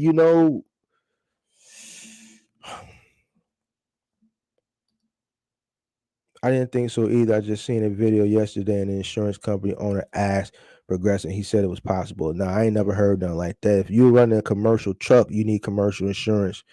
You can't put personal insurance on a commercial truck. I don't know. Like, man, it's so much stuff on YouTube that people tell people that be just wrong information. Like, I don't even... some of this stuff it's just be unbelievable, and then people be believing the stuff, and then they go out and try to do the stuff, and then they get caught. Like I don't know, man. I don't know. So with OTRs, DAT and truck stop the best one to use. I don't use truck stop. I have a subscription to DAT. I don't have a subscription to Truck Stop. I heard Truck Stop is good. I don't use it. I don't even use DAT, but I have a subscription to it. DAT Selectors is probably the best, but it's pricey. All right. If I were you and you were seriously running OTR, I would get, if you can't afford Selectors, you don't want to pay for Selectors, I would get DAT and Truck Stop. Those would be my two. I would go DAT first, then Truck Stop. If you want to get both, you can get both. They're most of the times going to kind of have the same thing. Truck Stop may have, and I'm not sure. I think they cater to. I may be wrong. I heard they might have more partials on Truck Stop than DAT. I could be wrong. I think that's what somebody told me. I don't know. I have never even looked at Truck Stop before, but I think I heard somebody tell me that you can find more partials on Truck Stop. So you might want to check out both. There's no waiting list in the Bay Area. It's been good out here. Just wanted to know how your experience in your market was. In this market with Mothership, I've heard good things about it. Nothing bad. The worst I've heard is you might have to unload, and like some of the stuff on Mothership, it may not be what you think. So it may not be like picking up at one dock, taking it to another dock. You might pick it up and do a dock, and it might get delivered residential. So you're probably gonna have to use your lift gates more times than not with Mothership. So That's the only bad thing I heard, which really ain't bad about this market. Is just I guess some people think it's bad because some people just don't want to use their lift gate and they don't want to use their pallet jack. So I was just going to get a van on a 2014 16 foot and get the general liability on it. Mind you, I'm just trying to go acting, not necessarily trying to hit the road. Oh yeah, do that. Yeah, if you ain't got a truck and you just trying to get the insurance, yeah, just go on commercial truck trader, pull a van off a similar truck that you thinking about renting or whatever, and use that van.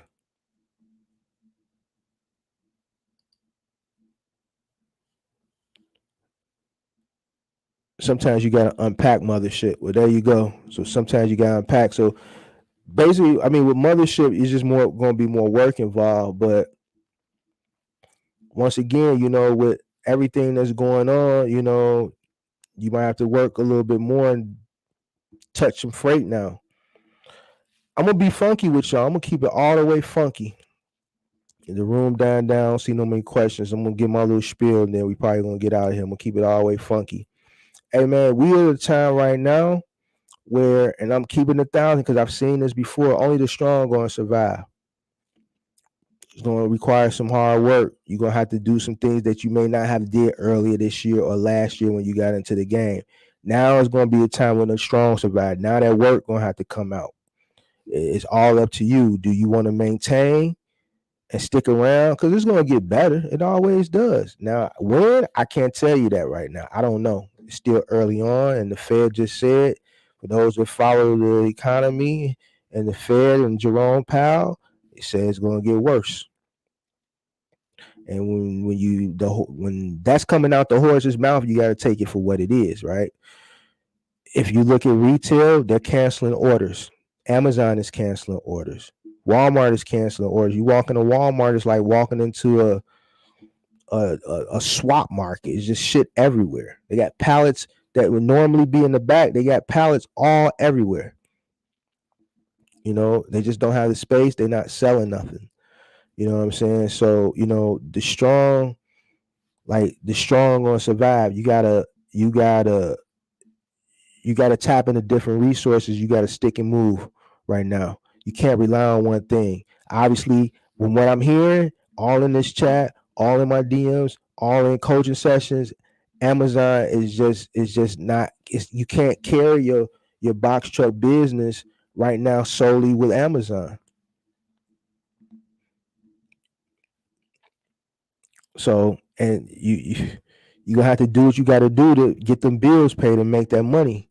So it is what it is, and that may mean getting up earlier, being on that load board, not jumping on that load board at 1, 2, 3 in the afternoon. The people that's hungry, that want that money, and they want those good loads, they on that load board at 5:30 in the morning, 6 o'clock in the morning.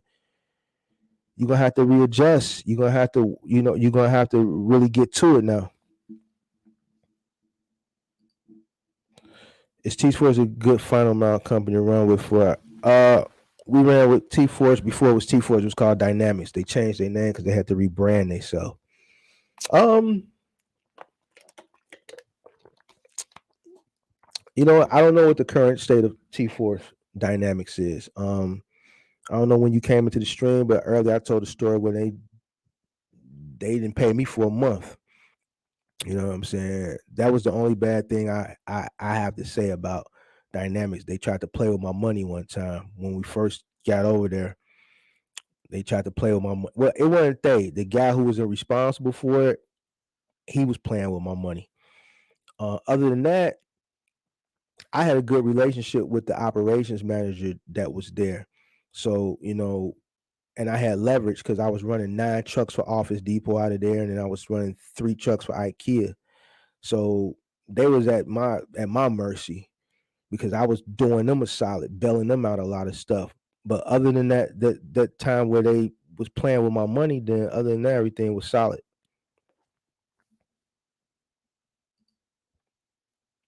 Do you got any insurance company recommendation for Michigan or the Midwest?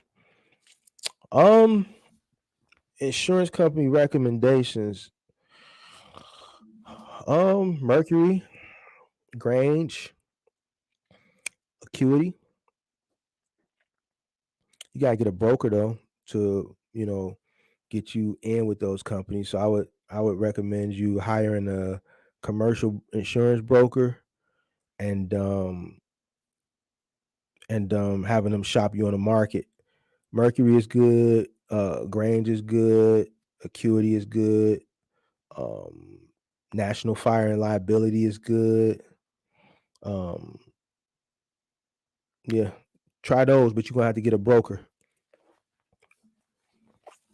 Any other questions? Any other questions? If not,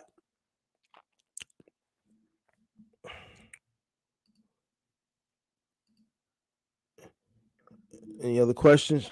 Oh, if not, then I'm gonna go ahead and shake it until next week.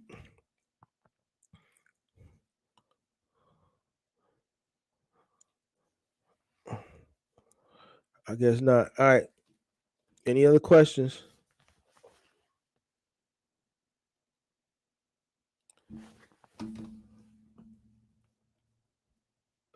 Yeah, so in closing, guys, man, just maintain, man, make smart decisions. Don't get in over your head. If you got excessive overhead right now, it's time to shed all that stuff off. If you're in a truck, rental truck, and you thugging it out, thinking it's gonna get better. I'm not saying it's not gonna get better, but I done told you what the economy looking like. It ain't looking good. Don't work just to break even. Don't continue to run at a loss. It's okay to reset. Shed off some of that dead weight, make better decisions, focus on um like I said, reducing your debt, keeping your options open, build relationships, guys, and like I said, hope for the best, prepare for the worst. Not being a negative Nancy, but man, it's business. You got to forecast. It's not going to be good. You're going to have seasons. You're going to have good seasons. You're going to have bad seasons. And I'm not saying seasons like summer, spring, winter, fall. I mean seasons in business. It's going to be good. It's going to be bad. Right now it's rough. Last year everything was good, but last year was it was good last year, but last year was the setup. The reason why we're going through what we're going through now is because last year happened. You know what I'm saying? You can't give out all that money, without bringing inflation, and then inflation is going to bring a recession. And then if you have, and I'm not political, I'm not pro nobody, you know what I'm saying? When you have so I don't want you to think I'm like pro Trump, pro Biden. It don't have nothing to do with that. When you got people in there that just have no clue, and then there's other factors that happen this year too. You got a war, all right. You got Russia, you got Putin. A lot of things is going on. I could really get deep, but it's gonna fly over some people's head. But all that correlates with the economy, and then with this, you know what I'm saying? So it all plays a part. Supply chain is still kind of in limbo right now. Man, just maintain, y'all. Maintain. Don't go out and do nothing drastic. Do you know any good final mile companies in Virginia? US Pack isn't available out here. Try you can try the big boys, JB Hunt, they everywhere. XPO. JB Hunt XPO, see if NAL is out there. Um UST. You could try those. Pilot. Ford Final Mile.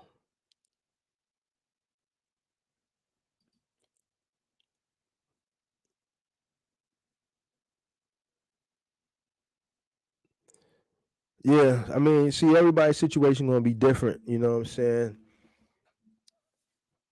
Everybody's situation, like I mean, and if in most cases right now, it's probably best to sit it out and see how we recover from this economy thing. You know what I'm saying? Like just based off what you see in the comments now, people getting loads canceled. The freight is slow. You got people saying they're making $600, $1,100 a week. I mean, if y'all really pay attention, if you notice, the content on YouTube in the box trade has been real slow these past couple weeks. I've been putting out content, but it's been slow.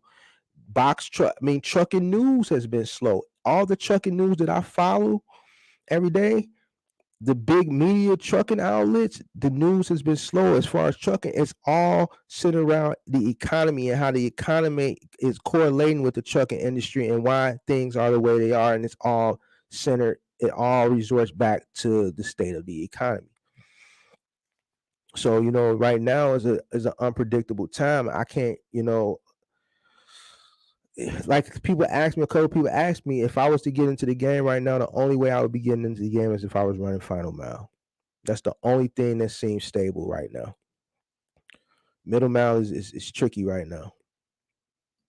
I didn't see one good person, one good comment, anybody say anything good about middle mile. It's like everybody's having a rough time because the freight just ain't there.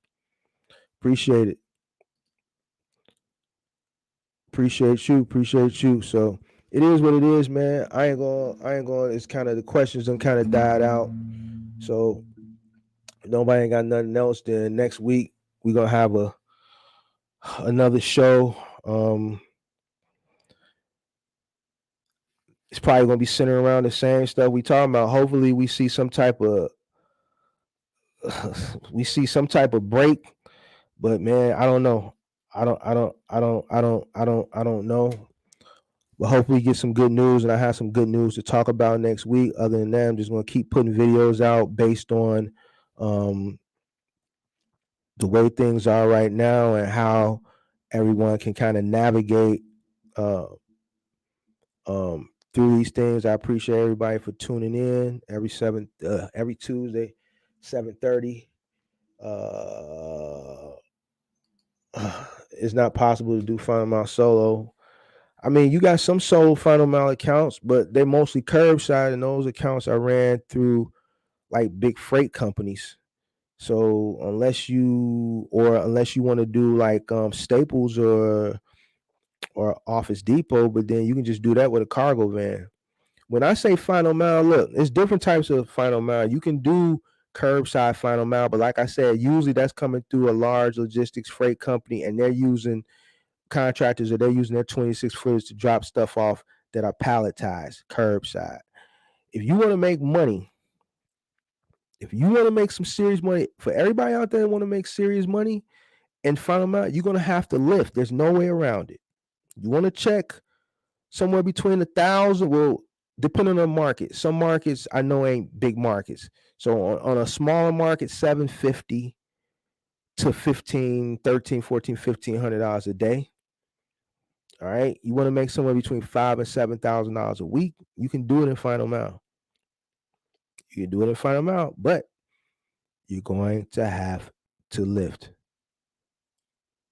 You're going to have to lift. All right. I had to get on a truck yesterday. It wasn't on a Final Mile truck. It was on a moving truck. I did a 7.5 hour move yesterday. Me and one other person. My back hurts. It hurts right now while I'm sitting here. That's why I keep moving the chair around and stuff like that. I'm 42. I'm in good shape. I go to the gym every day. I can hit 225. I can't hit 225 like I used to hit. And I'm not a big guy, but I'm strong. I can't get it 10 times, but I can get it about 6-7 times. You know what I'm saying? I'm a good, strong guy. But at the end of the day, I'm 42 years old. I can't do what I could do when I was first starting this business and I was on the truck every day at 29, 30. You know what I'm saying? So when I say that, like, now imagine doing Final Mile 5 or 6 days a week, 10 to 15 to 20 stops a day. It's rough. It's hard work. You're gonna make money, but it's gonna be taxing on your body. So you gotta be strong. You know what I'm saying? So my body can't, I'm strong, but technically, I know me personally, it'd be rough for me to do it 5-6 days a week. I normally would look for younger guys to do it like early in my career, but like right now, like me getting 26, 27-year-olds to do this type of work, man, please. They're not doing this type of work. They're not doing this type of work. My core guys is, I got one guy that's 27. My core guys is 40s. 40s. You know, so final amount, you're gonna make the money, but man, it's hard work. It's back-breaking work. You're gonna check a bag though. If you ain't scared of that hard work, then you're gonna check a bag. It has been slow. Nobody uploading like they used to. Well, you know, here's the thing. That's why I always say, I'm gonna say this and I'm gonna get out of here. Like, you know, you got different people. You got people that focus on Amazon. You got people that in box trucking that they just vlog. They really don't. They educate, but not from like you got people that talk about Amazon. You got people that vlog. You got people that vlog and they speak from an educational standpoint, whereas they speak from firsthand experience. They tell you about things from firsthand experience. Now, I don't really watch people. I've checked a few people out. As far as my content, I know I go a little bit into like the economics and things and the overall aspect of the business industry. All right. So and I know really ain't nobody out there doing that. You know what I'm saying? But you may be able to find different things from different people. But yeah, I haven't really seen the content. And it's just not even the content on YouTube. It's just like the trucking news, period. Like even the sites that I go to daily, I go to 3 main trucking sites every day. And as far as information and news centered around, you know, like say spot market rates and things like that, I'm not that news ain't important. Everything right now is based on the economy, peak season. Nothing good. It's all bad. Loads are getting canceled. Containers are getting sent back. Retailers are canceling loads. Retailers don't have space. Peak season. They're scared that the peak season, what peak season? Things of that nature. So I don't know, guys, but I'm gonna see you guys next week, 7:30, because it's not I'm beating a dead horse. I'm saying the same thing over and over again. Ain't nobody asking no questions. And that's really what it is right now. So next week, 7:30, every Tuesday, 7:30, this podcast, the Mentors Podcast, with me, Mark the Mentor. Hit that like button. If you're not subscribed, do me a favor, go ahead and subscribe to the channel. And until next week, guys, peace. Flexing ain't discreet about it. Extra read about it. Say you wanna beef about it. We gon' come and see about it.